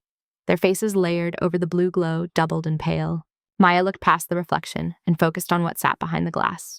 A shadow moved small and quick, then stilled. Tessa leaned closer, then stopped herself, as if getting too near would activate something. Did you see that? Maya nodded once. They continued slower now. The passage split into two. On the right, another corridor ran straight, long, and narrow, with doors spaced evenly like cells. On the left, a set of double doors stood open, revealing a chamber that looked like an intake bay. The floor there had drain grates. A faint chemical smell rose from them. On the wall, a rack held zip-ties, gloves, and clear face shields sealed in plastic. Maya felt her throat tighten. Tessa's hand found Maya's sleeve. This is not medicine. Maya did not pull away. No, she said. At the far end of the intake bay, a panel displayed a string of characters in green text. SG-12, SG-13, SG-14. The letters blinked in sequence like a roll call. Maya stared at them until her eyes began to ache. Tessa whispered Silverglass. Maya's jaw clenched. Do not say it loud. They stepped back into the corridor of doors. Each door was set behind a glass wall, not directly accessible. The glass sections were framed in steel and sealed at the edges. Each had a small speaker above it and a slot below it that looked like a pass-through. A thin line of frost clung to the bottom edge of some panels. On the first glass section, a plaque read, SG-12. The space behind it was lit faintly, but the interior was hard to see. Condensation fogged the glass at the corners. Maya moved along, scanning SG-13, SG-14. At SG-15, she stopped. Behind the glass, a shape stood near the back wall. Human-sized. Still. The lighting was too dim to make out features. The shape faced the glass as if it had been waiting to be seen. Maya held her breath. Tessa's whisper trembled. Is that a person? Maya did not answer. She stepped closer until her reflection in the glass lined up with the shadow behind it. The two figures overlapped. For a heartbeat, it looked like she was looking at herself in a dark mirror. The shadow shifted its head slightly. Maya's skin went cold. She raised her hand and pressed her fingertips to the glass. It was colder than ice. The chill seeped through her skin. On the other side, the shadow lifted a hand. Its palm met the glass directly opposite Maya's, separated by a thin barrier that felt suddenly too fragile for what it contained. Tessa made a sound, half gasp, half prayer, and stepped back. Maya did not move. The hand behind the glass was pale, too pale. The fingers were long, still steady. No tremor, no hesitation. The palm rested flat and calm, as if copying Maya's posture by instinct. Maya's own hand stayed in place, but she did not feel the glass anymore. She felt the memory of another surface, another barrier, another time she had pressed her hand against something cold while the world burned outside. She blinked hard, and the flash faded. The figure behind the glass leaned forward slightly. The light caught a cheekbone, the curve of a jaw. Maya's lungs stopped. The face was not clear yet, but the outline was familiar in the way nightmares were familiar. A shape you recognize before you can name it. Tessa's voice broke. Maya. Maya lowered her hand. Her fingers left faint marks of warmth on the glass that vanished quickly. She took a step back and looked down the corridor again. The dragline on the floor continued past these glass sections, leading toward a door at the far end with a red light above it. The red light stayed steady, not blinking like a warning that did not care if it was understood. Maya forced her feet to move. Tessa followed, quieter now. Her breathing sounded too loud in the tight corridor. She kept glancing at the glass panels, as if something might reach through. Near SG-18, the floor changed texture. The metal panels gave way to a darker surface with grooves like a loading dock ramp. The hum in the air grew stronger, deeper. Maya felt it in her ribs. Tessa whispered, "I do not like this." Maya's voice stayed even. "Keep your eyes up. Watch corners." Tessa swallowed. "You sound like you have done this." Maya did not answer. She kept walking. At the end of the corridor, the red light hung over a steel door with no handle, only a keypad and a biometric plate. The drag marks ended at its base. Fresh blood streaked the lower edge, smeared sideways, as if something had been pulled through while the door was closing. Maya tried her badge again. Red light. Denied. She stared at the biometric plate, smooth and clean. Not meant for gloves. Not meant for someone like her tonight. Tessa stepped closer, hands shaking. "We cannot open it." Maya leaned in until her face was inches from the keypad. The numbers were worn slightly at the edges, but not from random use, from repetition. The same digits pressed again and again. She reached up, not touching the keypad yet, just hovering her fingers. Her mind tried combinations automatically the way it did with medication doses. It was not math, it was pattern. She stopped herself. A sound came from behind them, soft, like a shoe turning on metal. Maya and Tessa both froze. Maya turned her head, slowly, eyes scanning the corridor they had walked. The glass panels sat in a row, calm and silent. Their reflections stretched down the steel walls. The blue glow behind the earlier server window still pulsed faintly steady as a low heartbeat. No one stood there, Tessa whispered. "Did you hear that?" Maya nodded. She looked at the camera bubbles along the ceiling. Each red indicator light blinked, blinked, blinked in a patient rhythm. She could not tell if the rhythm had changed because it had always been watching or because it had begun to focus. Maya forced her attention back to the door. She lifted her hand and pressed her palm against the biometric plate. Nothing. No light, no beep. She tried again, more pressure as if insisting could become permission. The plate stayed dead. Tessa's voice was tight. "Maybe it needs a different hand." Maya pulled her hand away. Her skin tingled from the cold metal. She flexed her fingers once. The corridor lights flickered, not like the earlier blink upstairs. This flicker ran in a wave down the hall, a ripple of dim and bright. The hum in the air wavered, then steadied. Somewhere behind a glass panel, something shifted. Maya turned halfway, eyes narrowing. At SG-15, the pale hand was gone from the glass. The panel looked empty now. Dark. Still. Tessa let out a shaky breath. It moved. Maya stepped away from the locked door, scanning for another route. Her eyes caught a seam in the wall to the right, a narrow service access panel held by screws. The screws were the same type used in hospital equipment mounts. Philip's head. Simple. She opened her pocket and pulled out a penlight. Then from her scrub pocket, a small hemostat she used for stubborn lines and clamps that slipped. It was metal blunt, not meant for this, but it fit the screw head enough to bite. Tessa watched her hands. "What are you doing?" Maya answered without looking up, making a door. She worked the screw loose, slow, careful. The hemostat slipped once, scraping metal, and the sound rang too loud. She paused, listening. Nothing followed. She loosened the second screw, then the third. The panel gave slightly. She pulled it open just enough to reveal a narrow space behind it. Not a shaft, a passage. Dark, cold air flowed out like breath from a freezer. Tessa's face went pale. "You cannot be serious." Maya pointed toward the elevator behind them, the route back. "You can go." Tessa shook her head, jaw tight, eyes wet but stubborn. "No." Maya held her gaze for a beat. Then she turned back to the opening and widened it, fingers gripping the edge. The steel scraped her skin through the thin fabric of her sleeves. Beyond the opening, a low corridor ran parallel to the glass-lined hall, hidden behind the walls. It had cables overhead and pipes marked with codes, not hospital labels. The floor was grated metal. Her shoes would make noise. Maya adjusted her breathing, then stepped in. The space smelled sharper, like cold electronics and dust. Her breath fogged faintly in the beam of her penlight. Tessa followed immediately, careful, trying not to rattle the cables. Her whisper sounded too loud in the confined space. "If someone finds us." Maya kept moving. "Then do not let them find you first."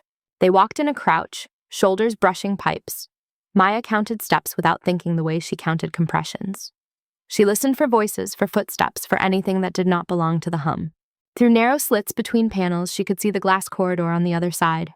She saw her own reflection in it as they moved broken into pieces by the seams. She saw the empty panel at SG-15. Then as they passed the midpoint of the row, she saw movement again. A figure stood behind the glass, not at SG-15 this time, closer, at SG-16. It faced the glass as if it had tracked her through the wall. Maya stopped so suddenly, Tessa almost ran into her back. Tessa grabbed her sleeve. Maya did not take her eyes off the slit. The figure behind the glass took one slow step forward. The light caught its face fully now, and Maya felt the world tilt.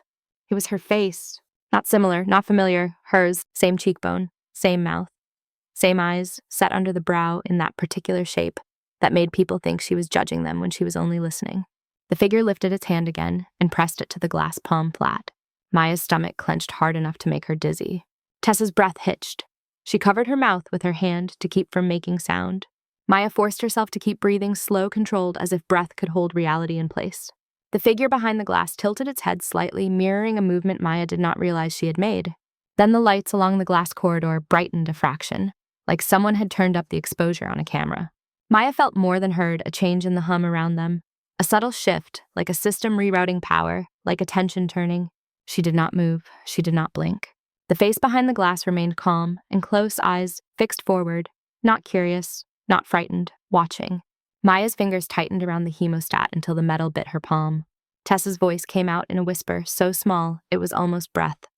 "That is you." Maya stared through the slit eyes, burning throat dry. "No," she said, and the word sounded like it had been dragged out of her. The figure behind the glass did not react. It simply held its palm there steady, as if waiting for Maya to admit what her body already knew.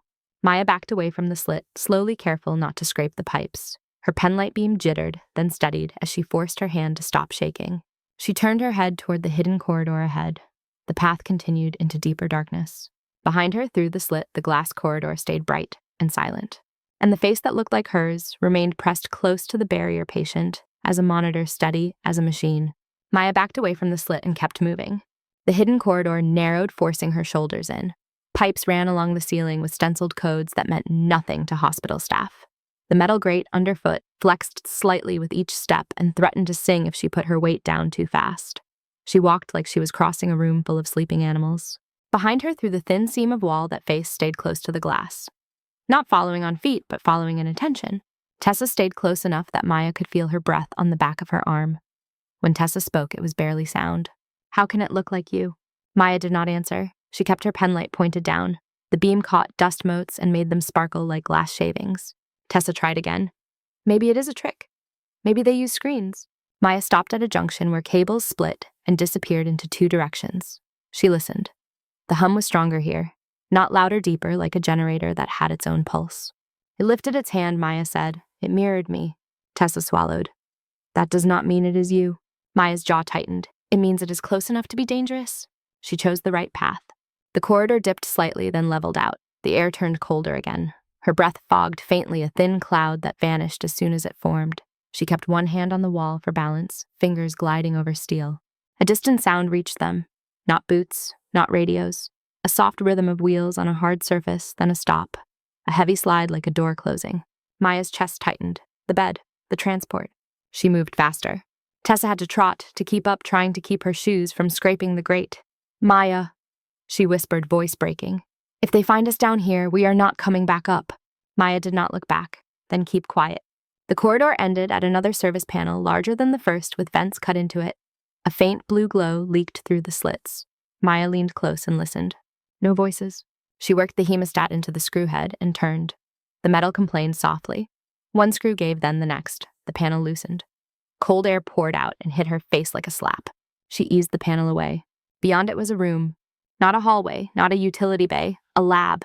The lighting was low tinted blue from racks of equipment. Monitors lined one wall, each showing a different camera feed. The images were sharp and clinical. One screen showed the glass corridor with the chambers. Another showed the service elevator doors.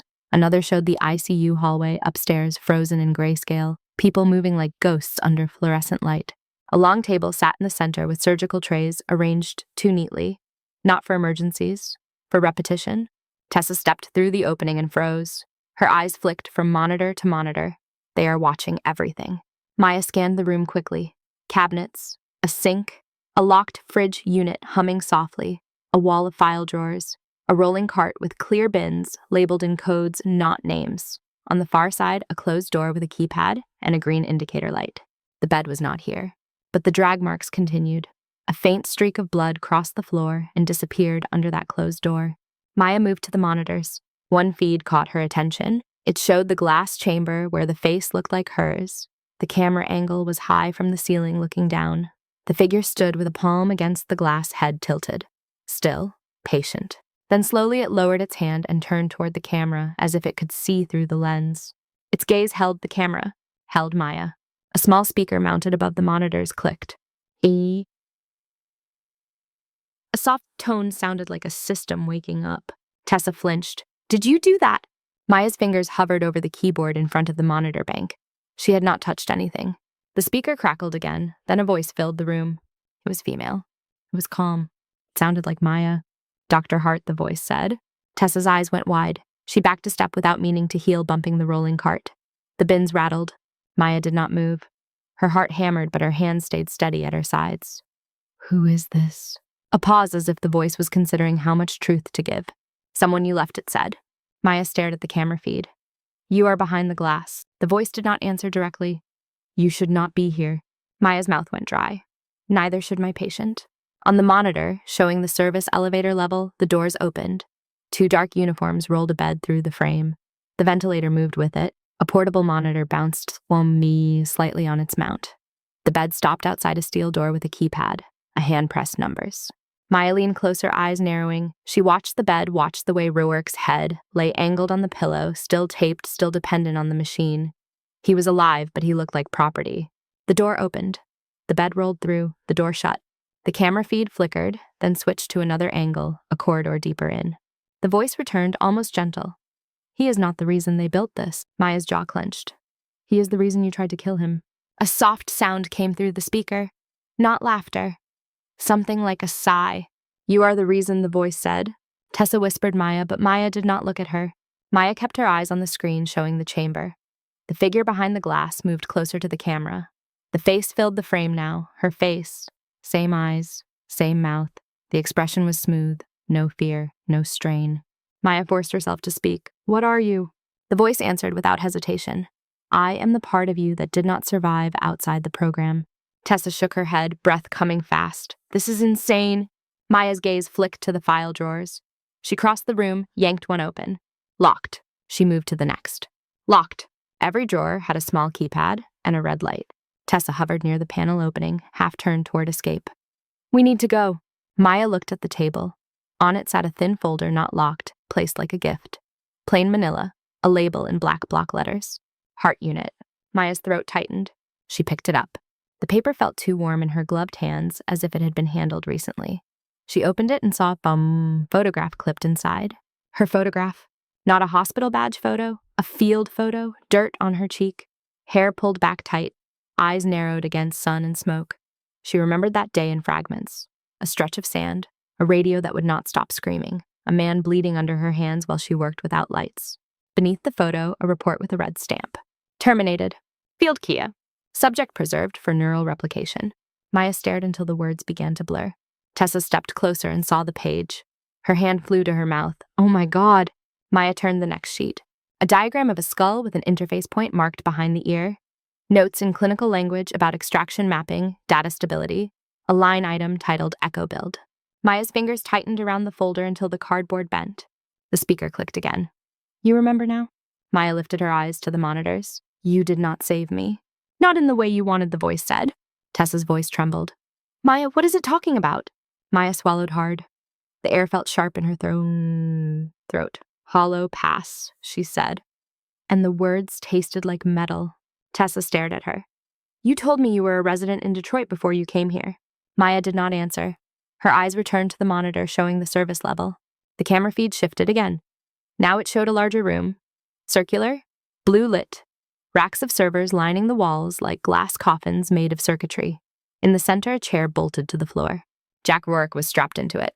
His head was upright now, but his eyes were open, unfocused, under sedation. A dark uniform stood behind him, checking restraints with gloved hands. Maya's breath left her in a slow, silent exhale. Her hand moved to the monitor as if touch could reach through it. The voice in the speaker softened. You still try to save everyone. Maya's eyes narrowed. I am trying to save him. A pause. He matters, the voice admitted, but not for what you think. Maya's jaw clenched. Why keep him alive? Because he is a witness, the voice said. He can tell them which one of you came back from Hollow Pass. The room seemed to tilt. Maya's skin went cold. Tessa's knees looked like they might give out. She grabbed the table edge. Which one? Maya did not answer. Her mind refused to say the question out loud. The speaker crackled again and the voice changed. Male. Calm. Familiar. Dr. Hart. Maya froze. She turned toward the closed door with the green light. Ethan Crow stepped into the room. He did not wear his white coat. He wore a black jacket tailored with a small silver emblem stitched over the breast, a shard of glass cutting through a circle. Two dark uniforms stood behind him, weapons held low but ready. Crow's eyes went to the folder in Maya's hand. He did not look surprised. He looked resigned, like a man arriving at a time he scheduled. Tessa backed instinctively toward the service panel opening. One of the uniforms shifted slightly, blocking that angle without raising his weapon. Crow closed the door behind him with a soft click. The green light above the keypad stayed steady. Maya held the folder up. Her voice came out quiet and sharp. "You did this." Crow's face was composed, but there was strain around his eyes. "I warned you not to wander." Maya's mouth went dry. "You locked the phones. You sent people into my room. You signed his transfer." Crow took a step forward slow. "I managed an escalation." Tessa's voice broke. "You are with them." Crow glanced at her briefly, a look that tried to be kind. It failed. "Nurse Lynn, you should not be here." Tessa shook her head, tears bright under the blue light. Neither should she be in a file marked terminated. Crow's gaze returned to Maya. "Put the folder down." Maya did not move. "Tell me what Echo is." Crow's eyes flicked to the monitor showing the chamber. The figure behind the glass stood perfectly still, face calm, watching. Crow's voice lowered. "Echo is not a person in the way you mean it." Maya's nails dug into the folder. "It has my face. It has your map, Crow corrected, your interface, your data, your pattern." Tessa whispered. "You turned her into a blueprint." Crow ignored her. His focus stayed on Maya. "You survived Hollow Pass when you were not supposed to." Maya felt the words land like a hand closing around her throat. "I survived because I fought." Crow's expression tightened. "You survived because we built you to not quit." Maya stared at him, eyes burning. "I am a surgeon." Crow's voice stayed calm, almost gentle. "You are an asset that learned how to hide in scrubs." The room went silent except for the low hum of servers through the monitors. Even Tessa stopped breathing for a moment. Maya lifted her chin. "Where is Rourke?" Crow glanced at the screen, contained. Maya stepped forward. One of the uniforms raised his weapon a fraction. "Not aiming yet." Warning. Maya did not stop. "You brought him here to bait me." Crow's mouth tightened. "We brought him here because his presence made you surface." Maya's voice dropped. "Surface from what?" Crow's eyes held hers. "From the identity you buried. From the system you ran from." Tessa made a small choking sound. "Maya, do not listen to him." Maya kept her eyes locked on Crow. "If Echo is my data, why does it speak like me?" Crow's expression did not change. "Because you trained your voice to sound calm when everything around you burned." Maya's hands trembled once, then steadied. She forced her fingers to release the folder. It dropped onto the table with a soft slap. She looked at Crow as if seeing him for the first time. All those measured questions upstairs, the way he watched her hands, the way the ICU was prepared, powered, ready, the way the floor locks clicked too easily. "You have been steering this since the ambulance doors," Maya said. Crow did not deny it.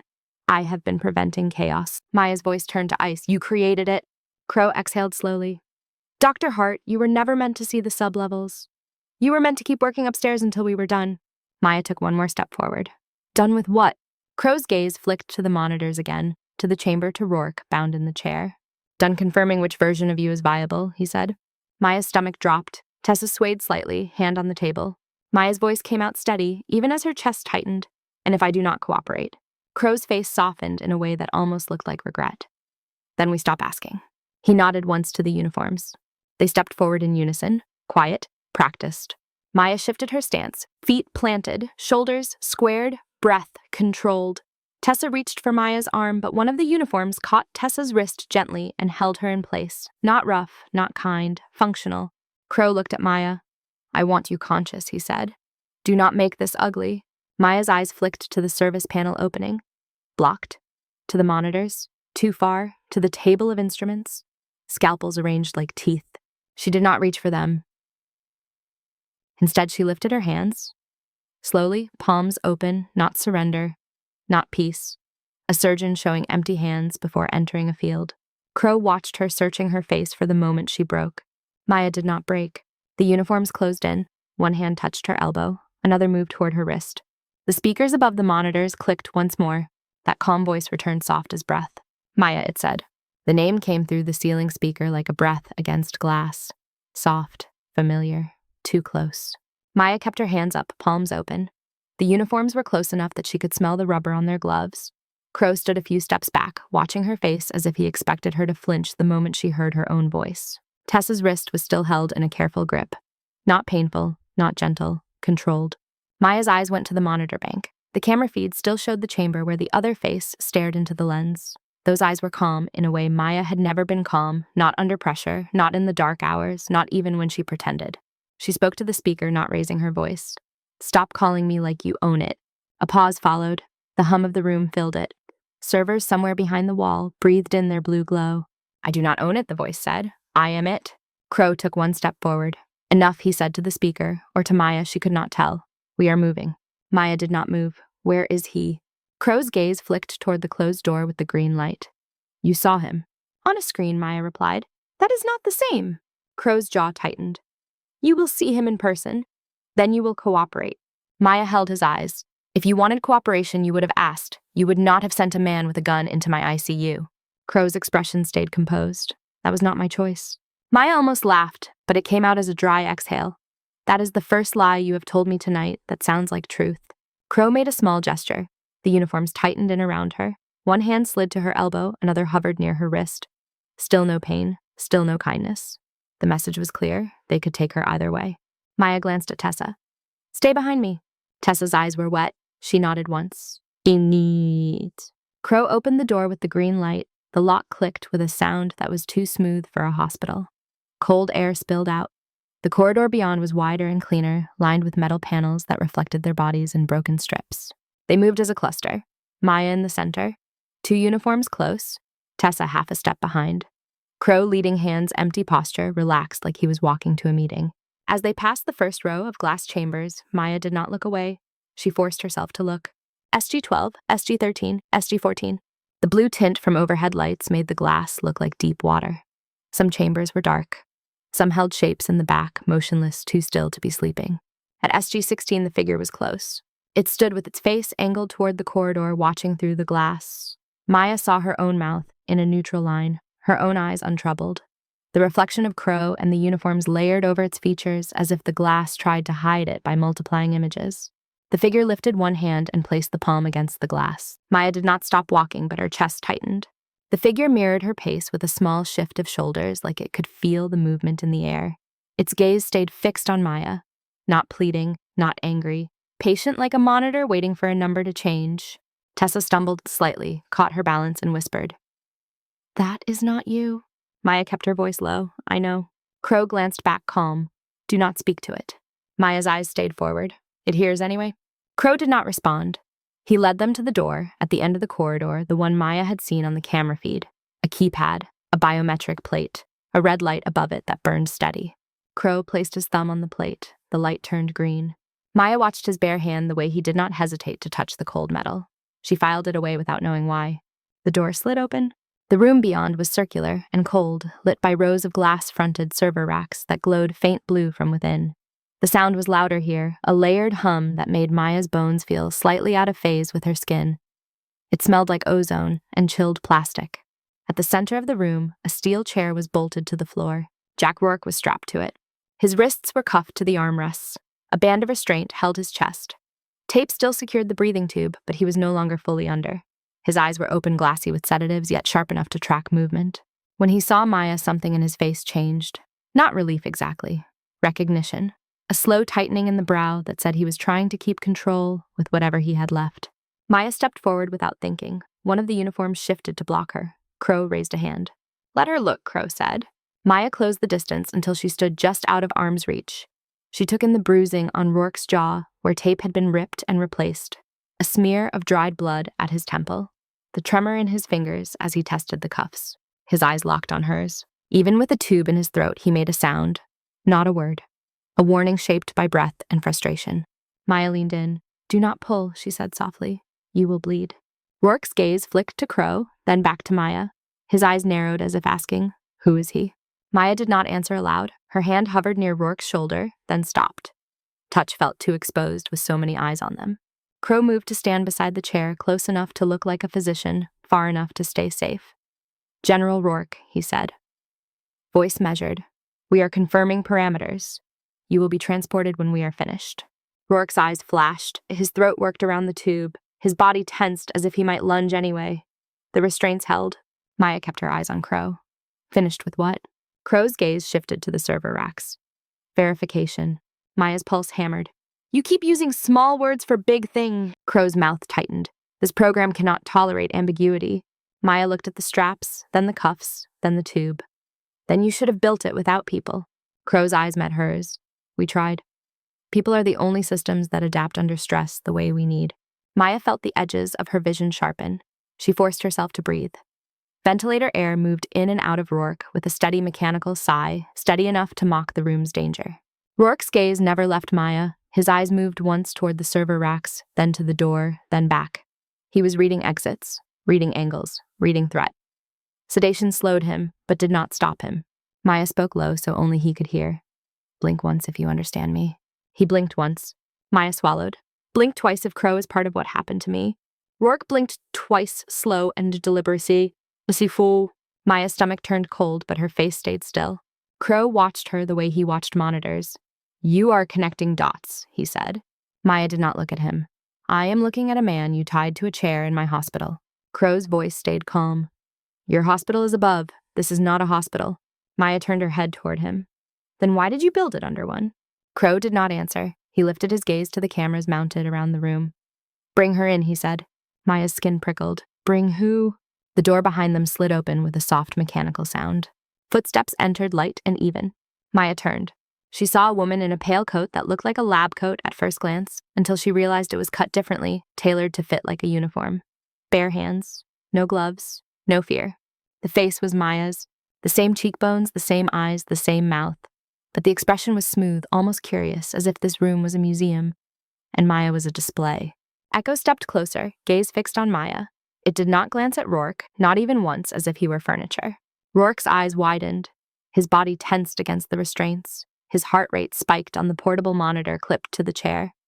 The beep turned sharp and fast. Maya felt the air leave her lungs. She forced it back in slowly. Echo stopped within a few feet. Its posture matched Maya's without effort. Head slightly tilted, shoulders square, hands relaxed at the sides. Echo spoke, and the sound came from a mouth that was Maya's. You look tired. Maya's voice came out low. You look empty. Echo blinked once slow. Empty is efficient.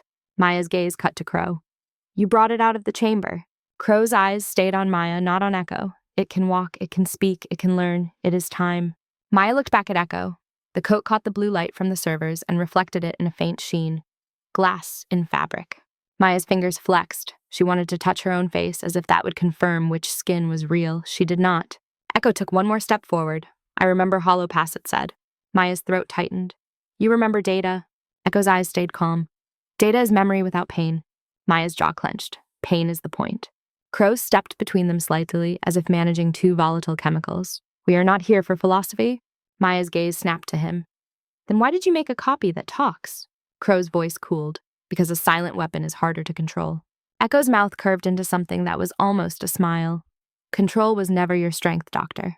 Crow's eyes flicked to Echo, a warning. Enough. Echo did not look at him. Its gaze stayed on Maya. He brought you here to watch you choose. That is how they measure you. Maya forced herself to focus. She looked at the server racks, at the glass fronts, at her reflection fractured by seams and blue light. She looked at Rourke, strapped and breathing through a tube, eyes burning with the need to act. Then she looked at Echo again. Maya's voice softened, not kind strategic. Do you know what fear feels like? Echo blinked once. Fear is a chemical response, a stress signal. Maya nodded slightly as if agreeing. And what do you do when you feel it? Echo's gaze stayed steady. You remove the variable. Maya took a slow breath. So you remove people. Echo's head tilted a fraction more. You remove hesitation. Maya heard the subtext like a blade sliding out. Echo did not need to say it. Maya understood. The program wanted a surgeon that never paused, never questioned, never refused. Crow watched Maya's face. We are done talking, he said. Step back. We need baseline responses. One of the uniforms shifted closer to Maya's left side. Another moved on her right. Their hands were not touching her yet, but the space around her shrank. Maya's mind moved fast, but her body stayed slow. She glanced at the rolling cart of instruments near the server racks. Scalpels, syringes, a metal tray. Not locked, too convenient, too placed. She looked at Crow's bare hand, the thumbprint plate, the green light he had made appear. She looked at Echo's coat, clean, unwrinkled, untouched by blood. She looked at Rourke's cuffs. Maya stepped toward Rourke, just one step calm. One of the uniforms moved to block. Maya stopped, and she held her hands up again, palms open. Let me check his tube, she said. If you want him alive, you do not cut corners. Crow studied her for a beat. His eyes were careful. Do it, he said. Maya moved to Rourke's head. She adjusted the tape with gentle fingers, not changing anything, just giving her hands a reason to be there. She leaned close enough that her hair brushed his cheek. In a whisper that barely moved air, she spoke into his ear. When I touch your right cuff, pull your wrist toward me. Rourke's eyes sharpened. He blinked once. Maya's fingers slid down to the cuff and found the seam where metal met metal. The locking mechanism was recessed. Not standard hospital restraints. Military grade. Her hemostat was still in her pocket. Maya's hand moved to her scrub pocket as if reaching for a pen. Her fingers closed around cold metal. Echo watched her. Its gaze tracked the motion with a quiet precision. Maya withdrew the hemostat in her fist, keeping it hidden against her palm. She turned slightly, using her body to block the line of sight from the nearest uniform. Then she pressed the tool into the cuff seam and twisted small and precise. Metal clicked. Rourke did not move yet. He waited. Even sedated, his discipline held. Crow's eyes narrowed. What are you doing? Maya did not look up. I am checking circulation. Echo stepped closer, silent. You are lying. Maya kept her voice calm. If you were me, you would understand why. Echo's gaze flicked to Rourke's cuff, then back to Maya. It did not blink. Maya felt her pulse in her throat. She made a second small twist. The cuff loosened a fraction. Rourke pulled his wrist toward her, just as she had said. The restraint slackened. Crow's voice sharpened. Stop. One of the uniforms reached for Maya's shoulder. Maya moved first. She snapped upright and drove the hemostat into the side of the uniform's wrist, not stabbing, pinching hard into a nerve point. The man grunted and recoiled. Maya used the space to pivot, grab the rolling cart, and shove it sideways. Metal clanged. Trays slid. Syringes rolled across the floor and scattered like teeth. Echo did not flinch at the noise. Maya grabbed one syringe as it rolled past her shoe fingers, closing around it without looking at the label. Her eyes found the small red band wrapped around the barrel. Not medication, not pain control. A disruptor vial, clear and thin, marked with code. Maya had seen that code once before, in a file she was not supposed to open. Her mind did not slow to name it. Her hand moved. Echo stepped toward her. You cannot run from yourself. Maya met its eyes and jammed the syringe into Echo's side. Echo looked down at the needle, expression unchanged. That is adrenaline. Maya's voice came out steady and low. No. She pressed the plunger. For half a second, nothing happened. Then the server racks flickered. Blue light stuttered. The hum shifted pitch. A warning tone sounded from somewhere overhead, thin and urgent. The cameras on the ceiling blinked and reset their red indicator lights, turning off then on again. Echo's pupils dilated slightly. Its mouth parted as if to speak, then paused. Crow's eyes went wide for the first time. What did you do? Maya backed toward Rourke, keeping Echo in her peripheral vision. I turned off your leash. Echo's voice came out, but it cracked, the sound breaking into static. You cannot. Crow shouted, contain her. The uniform surged forward. Rourke moved. With one cuff loose, he yanked his arm hard, twisting his shoulder. The restraint strap across his chest shifted. He slammed his elbow into the armrest with a dull, metal impact. Pain flashed across his face, but he did not stop. He used his free hand to reach up and rip at the tape near his tube, not pulling it out, just loosening enough to breathe around it. Maya grabbed the hemostat again and snapped it into the second cuff seam. Twist, click. Rourke's left wrist came free. The portable monitor screamed as his heart rate spiked, but the man moved like a knife, being pulled out of a sheath. He tore at the chest strap, freeing his torso, then leaned forward and drove his shoulder into the nearest uniform's midsection. The uniform stumbled back-winded. Maya turned and shoved Crow in the chest. Crow staggered into a server rack. The glass front shuddered. The blue light inside flared brighter, then dimmed. Echo stood still, swaying slightly now. Its eyes blinked fast, as if trying to clear fog that did not belong in its world. The calm began to crack around the edges. The room's lights shifted from blue to red. A siren started, not loud like a fire alarm, but low and dense. A tone that pressed into the body and made teeth ache. Overhead vents hissed. Cold air poured down in a sudden wave. Liquid nitrogen. White vapor rolled across the floor, thick and fast. It wrapped around ankles, around chair legs, around the base of server racks. The air temperature dropped sharply. Maya felt it bite her lungs. Crow coughed, eyes watering. Lock them in, he shouted. The door behind them began to slide shut. Maya grabbed Rourke's arm. Move! Rourke stumbled, still weak, still sedated, but upright. His hands shook as he tried to clear the tube enough to breathe. His eyes were furious focused. They ran toward the door. A uniform lunged to stop them. Rourke slammed him into the wall with a raw grunt, then shoved him aside. Maya hit the door edge with her palm. The door stuttered. It kept closing. Maya jammed the hemostat into the door track and twisted it hard metal, screaming against metal. The door shuddered and halted a fraction. Rourke pushed through the gap, shoulders scraping. Maya followed, sucking in cold air that burned. Behind them, Echo took one step, then another. It moved like it had to remember how to move. Its voice came through the siren in broken pieces. Maya! Maya! Maya did not look back. They burst into the corridor. The red emergency lighting painted everything in blood-colored streaks. The hum of the system was unstable now, rising and falling like a failing heartbeat. Maya half-dragged Rourke, half-held him up. His boots scuffed on the metal floor. He coughed around the tube, eyes squeezed shut with pain. He managed a rasp, thin and raw. Crow. Yes, Maya said. Keep moving. Footsteps pounded behind them, not the smooth walk of guards, a heavier rhythm. Maya glanced once over her shoulder. Echo was in the doorway of the server room, framed by white vapor and red light. Its face looked almost blank again, but the eyes were wrong now, flickering like a screen losing signal. The uniforms clustered behind it, hesitating. Their weapons were raised, but their line of fire was blocked. They shouted, but the words were swallowed by the alarm. Maya reached the service elevator. The doors were shut, the call button light was dead. Manual Rourke rasped. Maya looked at the panel. A small emergency release seam sat under the buttons. She jammed the hemostat into it and pried. The panel popped loose. Wires and a small lever were exposed. Maya pulled the lever down hard. The doors shuddered, then slid open with a strained groan. She shoved Rourke inside and stepped in after him. Her hands flew to the controls. The buttons for upper levels glowed faintly. The lower level buttons flashed erratically. She pressed ground. Nothing. She pressed it again. The elevator trembled. Behind them, the corridor filled with white vapor as nitrogen rolled outward. The siren deepened. A metal clang sounded, then another, as if server racks were failing and slamming shut. Rourke leaned against the elevator wall, chest heaving around the tube. His eyes met Maya's. He lifted his freed hand and gripped her sleeve, weak but insistent. Maya covered his hand with hers, cold skin, trembling. The elevator jolted. The doors began to close. In the narrowing gap, Echo appeared at the end of the corridor, moving faster now, as if the disruption had forced it into a simpler purpose. It raised one hand, palm out, not waving, reaching.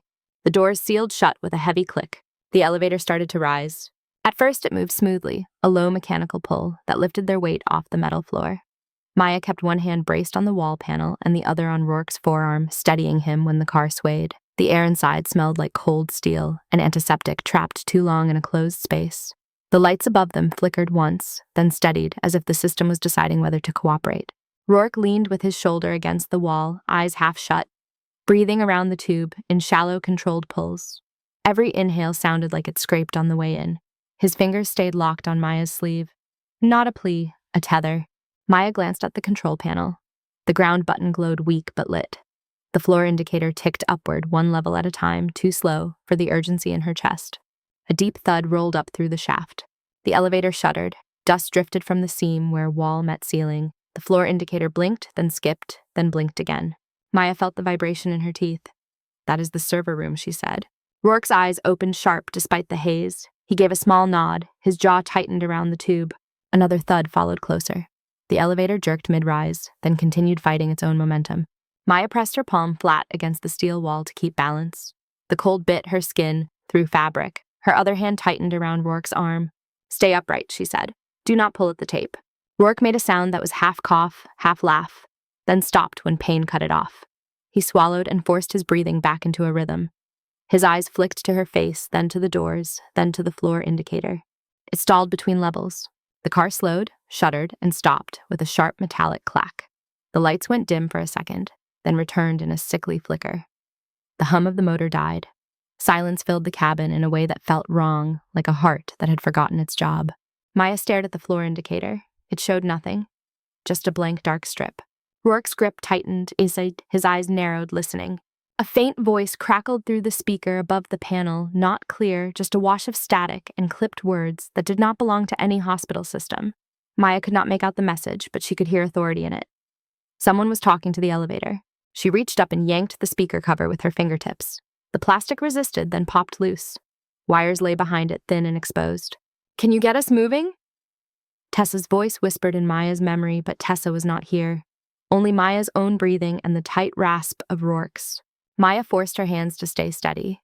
She slid the hemostat into the seam of the panel and pried it open. The metal plate came loose with a squeal. A tangle of wires and a small manual switch sat inside, labeled with codes instead of words. Rourke watched her hands. His eyes were alert now, more present than his body. He moved his freed hand toward the panel as if to help, then stopped himself, waiting for her cue. Maya pointed. Hold that wire harness. Keep it still. Rourke did it without hesitation. His fingers shook slightly, but he gripped and steadied the bundle, using his hand like a clamp. Maya found the manual override lever and pulled. Nothing. She pulled again harder and felt resistance give. The elevator groaned a low complaint through the shaft. The lights steadied for a breath. The floor indicator sputtered back to life and flashed a number that did not match any public level. Maya swallowed. Up, she said, more command than request, and slapped the lever again. The motor caught a sudden surge. The elevator lurched upward, throwing both of them off balance. Maya slammed her shoulder into the wall and used the impact to keep standing. Rourke's head hit the steel lightly. He grunted, eyes squeezed shut, then reopened, furious and focused. They rose faster now. The shaft sounded alive around them, metal rushing past metal cables, straining. The air warmed by a fraction with each level, less freezer, more building. Another thud rolled beneath them, distant now, as if the sublevels were collapsing into themselves. Maya held her breath until the elevator slowed. The doors parted. Not to the ICU, not to any corridor she recognized. A service hallway opened in front of them, concrete floor, painted cinder block walls, pipes overhead. The light was harsh and yellow. The smell changed immediately. Less ozone, more dust, more old steam. This felt like a hospital again, but only its bones. Maya stepped out first, scanning. No guards in sight, no radios, only the distant wail of an alarm that sounded muffled by floors. Rourke stumbled after her, one hand on the doorframe. The tube tugged at his mouth. He winced but did not stop. Maya gripped his arm and guided him. We need a quiet route, she said. We need real staff. Rourke's eyes flicked toward a sign bolted to the wall. Laundry, sterile processing, loading dock. He pointed with two fingers, a short gesture toward loading dock. Maya followed. They moved through the service hall, shoes slapping concrete. Every few steps, Maya glanced back at the elevator doors, expecting them to reopen with dark uniforms and spilling out. They stayed shut. The building did not chase them yet, but the silence felt temporary. They turned a corner and found a set of double doors with a narrow window. Through the glass, Maya saw movement and heard voices.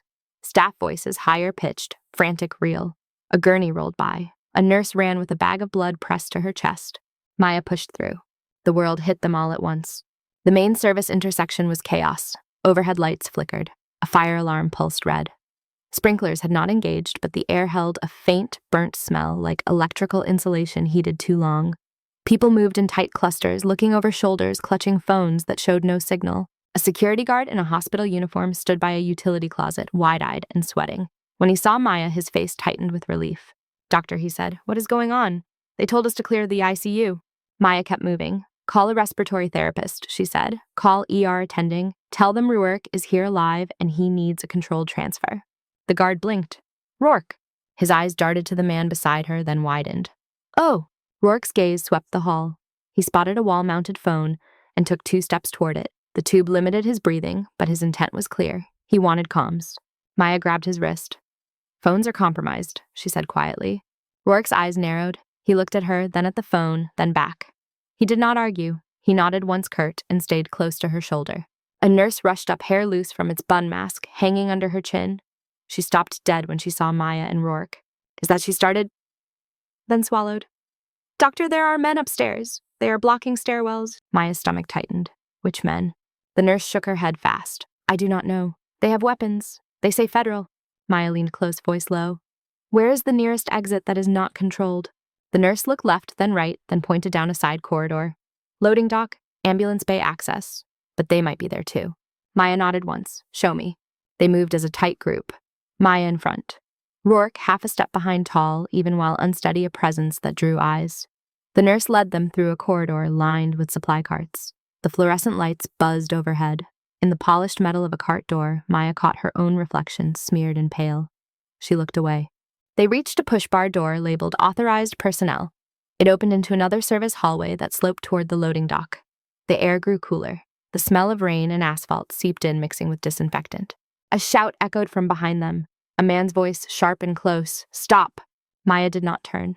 Footsteps pounded, heavy, synchronized. Rourke's grip tightened on her sleeve again. He angled his body slightly instinctively, putting himself between Maya and the sound, even while breathing through plastic. Maya glanced at the nurse. Keep moving, she said. They rounded the last corner and saw the loading dock doors ahead, metal roll-ups half open, rain light slanting in from outside. The gray of Seattle day filtered through like a promise that felt almost obscene. After blue-lit chambers and red alarms, 2 figures stood near the dock entrance. Dark uniforms, no hospital patches. One held a rifle low, the other had a radio near his mouth. Maya stopped short, her pulse kicked hard. She felt Rourke tense behind her. The uniform with the radio raised a hand. That area is restricted. Maya took 1 step forward anyway. I am taking my patient out, she said. The man's gaze flicked to Rourke, then back to Maya. His mouth tightened in recognition not of Rourke's face, but of the situation. A loose end walking. Step back, he said, voice flat. Maya's eyes flicked to the roll-up door opening. Outside, she could see the edge of an ambulance bay, a paramedic cart, the bright stripe of a gurney parked under cover, real hospital equipment, real medical staff nearby distracted by alarms and movement. She took another step. The man lifted his rifle a fraction. Rourke moved first. It was not fast. His body was still slowed, but his timing was clean. He surged forward shoulder low and slammed into the rifleman's chest with the weight he had left. The rifleman stumbled back, surprised by the contact. His boots skidded on the damp concrete. Maya grabbed the nurse's arm and pulled her through the gap toward the roll-up door. The second uniform raised his radio, then reached for his weapon. Maya acted on instinct, the same instinct that had lifted an oxygen tank in her ICU. She grabbed a metal supply cart and shoved it hard toward the man.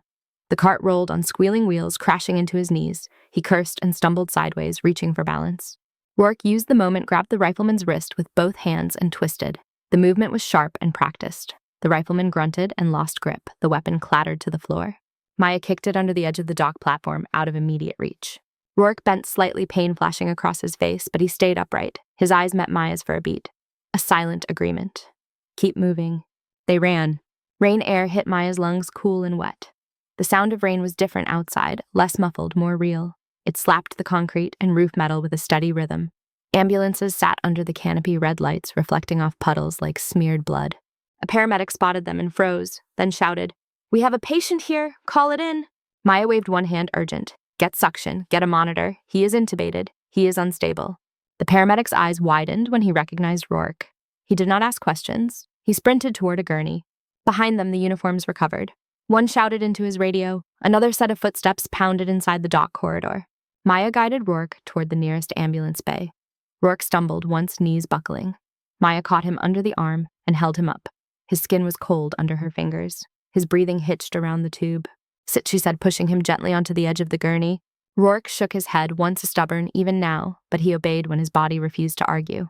The paramedic returned with a portable suction unit and a monitor. Doc, do you want to extubate? Maya looked at the tube, the tape, the bruising. She looked at Rourke's eyes, clear now with pain and will. She shook her head. Not here. Not in this weather. Keep him ventilated until we are in a controlled space. The paramedic nodded and began securing the unit. A second paramedic stepped in, breathless. Security says there is an active threat inside. Maya's gaze flicked to the dock doors. She saw movement at the edge of the roll-up, opening, shadows shifting. The uniforms had stopped at the threshold, watching, calculating. They did not rush into open air under cameras and staff eyes. They held back, contained by visibility. Maya stepped closer to Rourke's face and spoke low. Can you stand a little longer? Rourke's eyes held hers. He gave a small nod, then lifted his hand and pointed weakly toward the ambulance, then toward Maya, then made a small motion like a line across his throat. Maya understood. Cut the tube, give him voice. She swallowed, but she did not do it yet. A hospital security supervisor ran into the bay, radio in hand, rain dripping from his hair. Dr. Hart, he said, we have federal agents all over the building. They are saying this is a containment event. Maya's jaw tightened. I do not care what they call it, she said. Get my patient protected. Get staff safe. The supervisor stared at Rourke, then nodded sharply and barked orders into his radio. Inside the hospital, a deep rumble rolled through the structure. Not thunder. The concrete under Maya's shoes vibrated. The roll-up door frame shuddered. Somewhere below, a metallic groan rose and fell like a giant shifting its weight. A few staff members screamed. Someone dropped a tray. The clang rang out. The rumble ended, leaving a heavy silence behind the rain. Maya felt her throat tighten. She knew that sound. Not a normal power failure, not a simple electrical fault. Something had given way in the bones of the building. Rourke's eyes narrowed. He looked past her shoulder toward the hospital interior as if he could see through floors. His gaze returned to Maya, and there was a question there that he could not ask with a tube in his throat. Maya answered anyway, voice low. It is falling apart down there. Rourke's fingers curled against the gurney sheet. His breathing hitched once, then steadied. A medic pulled an emergency blanket from a pack and draped it over Rourke's chest, tucking it around the ventilator tubing. Maya adjusted the tape, gently checking that nothing pulled. In the ambulance bay, the portable monitor beeped steady and fast, not calm but alive. Maya stood at the edge of the gurney, rain mist settling on her hair and eyelashes. She wiped it away with the back of her hand and felt grit there, not rain dust from below that had followed them up. The dark uniforms still hovered at the doorway, half hidden by shadow. They did not step into the open. They watched. Maya lifted her chin and stared back until one of them turned his head away. She kept her hand on the gurney rail, gripping the cold metal until her knuckles went pale, as if holding the rail could keep Rourke anchored to this side of the door. Maya kept her hand on the gurney rail, gripping the cold metal until her knuckles went pale. Rain mist gathered on her sleeves and on the plastic of the ventilator tubing. The ambulance bay lights threw soft reflections across puddles on the concrete, making the water look like broken glass underfoot. Inside the bay, the portable monitor kept time with a fast, steady beep that did not soften. The dark uniforms stayed just inside the doorway, half hidden by shadow. They watched the bay without stepping into it, as if the open space was a rule they could not break without witnesses. A hospital security supervisor stood near the roll-up opening radio pressed to his mouth. "Keep the dock clear. Keep cameras on. No one touches the patient," he barked, voice rough from panic and authority colliding. A paramedic tightened the straps on the gurney and checked the portable suction. Another adjusted the oxygen delivery on the transport ventilator, eyes flicking to Maya for approval. Maya nodded once. "We move him into the ambulance? Doors closed, curtains up. Do not stop until you are ready to roll." The paramedic hesitated. "Doc, we do not have destination clearance. Federal is saying he belongs to them." Maya did not look away from the doorway. "He belongs to his lungs right now. His lungs belong to my ventilator." Behind her, footsteps splashed through puddle. Agent Markham appeared at the edge of the bay, suit damp hair, slicked back, face tight. 2 dark uniforms flanked him. He stopped when he saw Rourke on the gurney under the canopy lights, in full view of staff and security. Markham's eyes settled on Maya, Dr. Hart. Maya did not step aside. "You are not taking him back inside." Markham's smile did not reach his eyes. "That is not your decision." Maya leaned closer, voice low enough that only he could hear. "Try it in front of my staff. Try it under these cameras. See how fast your story changes." Markham's jaw flexed. His gaze slid to the security supervisor, to the nurses watching from the bay entrance, to the paramedics who had stopped moving but kept their hands ready on equipment. Too many eyes, too many witnesses. Markham nodded once as if granting a favor. "Fine. Stabilize him. Then he transfers." Maya met his stare. "He transfers when he can survive it."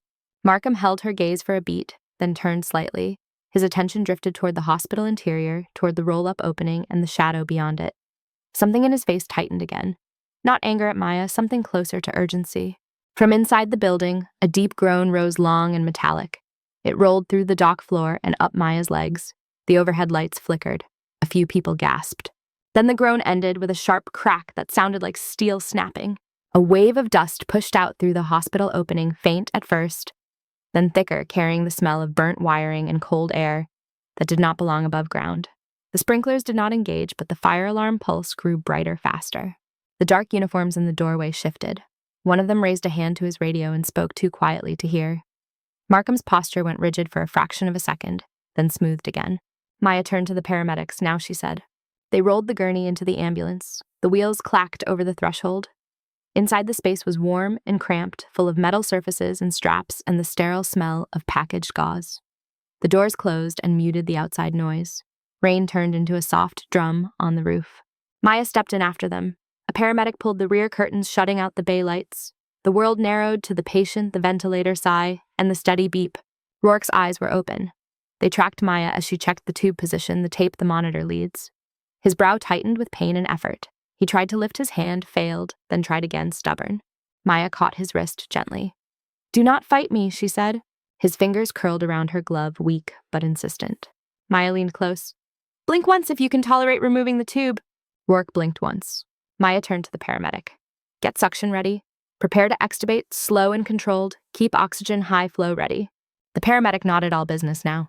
Maya checked the sedation line. She adjusted it down a fraction, watching the monitor response, watching Rourke's eyes sharpen. She placed 2 fingers at his neck, feeling the pulse. Fast, stronger than it had been, alive. "On my count," she said. The paramedic deflated the cuff. Maya steadied Rourke's head, then slid the tube out in one smooth motion, quick and clean. Rourke coughed hard, body folding slightly, then took a rough breath through his own airway. He coughed again, spit and blood-tinged saliva catching in the suction. Maya held the oxygen mask close, not forcing it, offering it. Slow breaths, she said. Rourke inhaled. His eyes watered. His throat worked. He swallowed and found his voice in a raw whisper. Maya. It was the first time he said it clearly. Not a label, not a confused sound. A name spoken like it had weight. Maya's chest tightened, but her hands stayed steady. Do not talk, she said. Save it. Rourke ignored her in the way men like him ignored pain. Crow, he rasped. Maya glanced at the monitor, then back to his face. Yes. Rourke's eyes held hers. He is not the top. Maya swallowed. I know.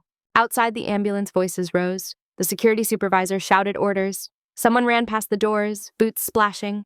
A radio blared in a burst of static. The building made another low sound like an animal shifting in its sleep. Then came a muffled boom. The ambulance rocked slightly. The lights flickered. Dust drifted from the ceiling seam inside the vehicle. Rourke flinched, then steadied. His eyes narrowed, listening. Maya pressed a hand to his shoulder. Stay with me, she said softer than she meant to. For a moment he did.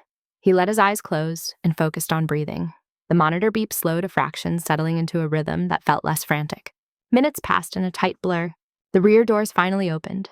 Cold air rushed in, carrying rain and smoke. Maya blinked at the sudden brightness. The ambulance bay was a different place now. Yellow hazard lights flashed. People in reflective jackets moved with purpose. Federal agents clustered near the hospital entrance, faces hard. The roll-up opening behind them was hazy with dust. A section of the hospital interior was dark power gone. Another section glowed with emergency lighting. The line between them looked jagged, broken. Maya stepped down from the ambulance boots, hitting wet concrete. Her knees felt loose, as if her body had only now remembered it could shake. She forced them to hold. Tessa stood near the canopy support column, hair damp, face pale, eyes locked on Maya like she had been searching for her in every shadow. She rushed forward and stopped short, breath catching. You came back, Tessa said. Maya nodded once. She wanted to say more, but her throat felt too tight. She reached out and squeezed Tessa's shoulder instead. Tessa's eyes flicked to the ambulance interior. He is alive. Yes, Maya said. He is. Markham appeared again, this time with more agents behind him. Their jackets were dark, their posture stiff. He looked past Maya, into the ambulance, then back at her. We need debrief, Markham said. We need your statement. This is a containment success. Maya stared at him. Rain dotted her eyelashes. Smoke drifted behind Markham's shoulder from somewhere inside the hospital structure. Containment, she repeated. Markham's expression did not change. That is the classification. Maya kept her voice low. Your classification almost killed him. Markham's jaw flexed. He leaned in slightly, just enough to try to reclaim control. Do not talk about sublevels. Maya's eyes stayed steady. Do not talk to me like I did not walk through them. Markham paused. His gaze flicked to the agents behind him, to the cameras around the bay, to the staff watching. He stepped back a fraction, choosing his next words carefully. You will be escorted for debrief, he said. Maya did not answer. Inside the ambulance, Rourke shifted. A paramedic adjusted his oxygen mask. Rourke raised a hand weakly, signaling to Maya through the open doors. His eyes were clearer now, tired, but aware. Maya stepped to the threshold. She rested her hand on the door frame, feeling the vibration of the idling engine. Rourke's voice was rough, but audible. They will bury it, he said. Maya looked at his face, then at the rain streaking down the ambulance windows, turning every light outside into a smear. I know, she replied. Rourke's gaze held hers steady, in a way that felt like an anchor. You leaving? Maya's mouth went dry. She did not like the question because it felt like a trap with no safe answer. She glanced at Tessa, then at Markham, then at the hospital entrance, where agents moved like they owned the air. She looked back at Rourke. I am here, she said. Rourke studied her. His eyes were sharp, despite the exhaustion. You are shaking. Maya glanced down at her hands. Her fingers trembled, slightly visible, now that she was not gripping a bed rail, or a weapon, or a door track.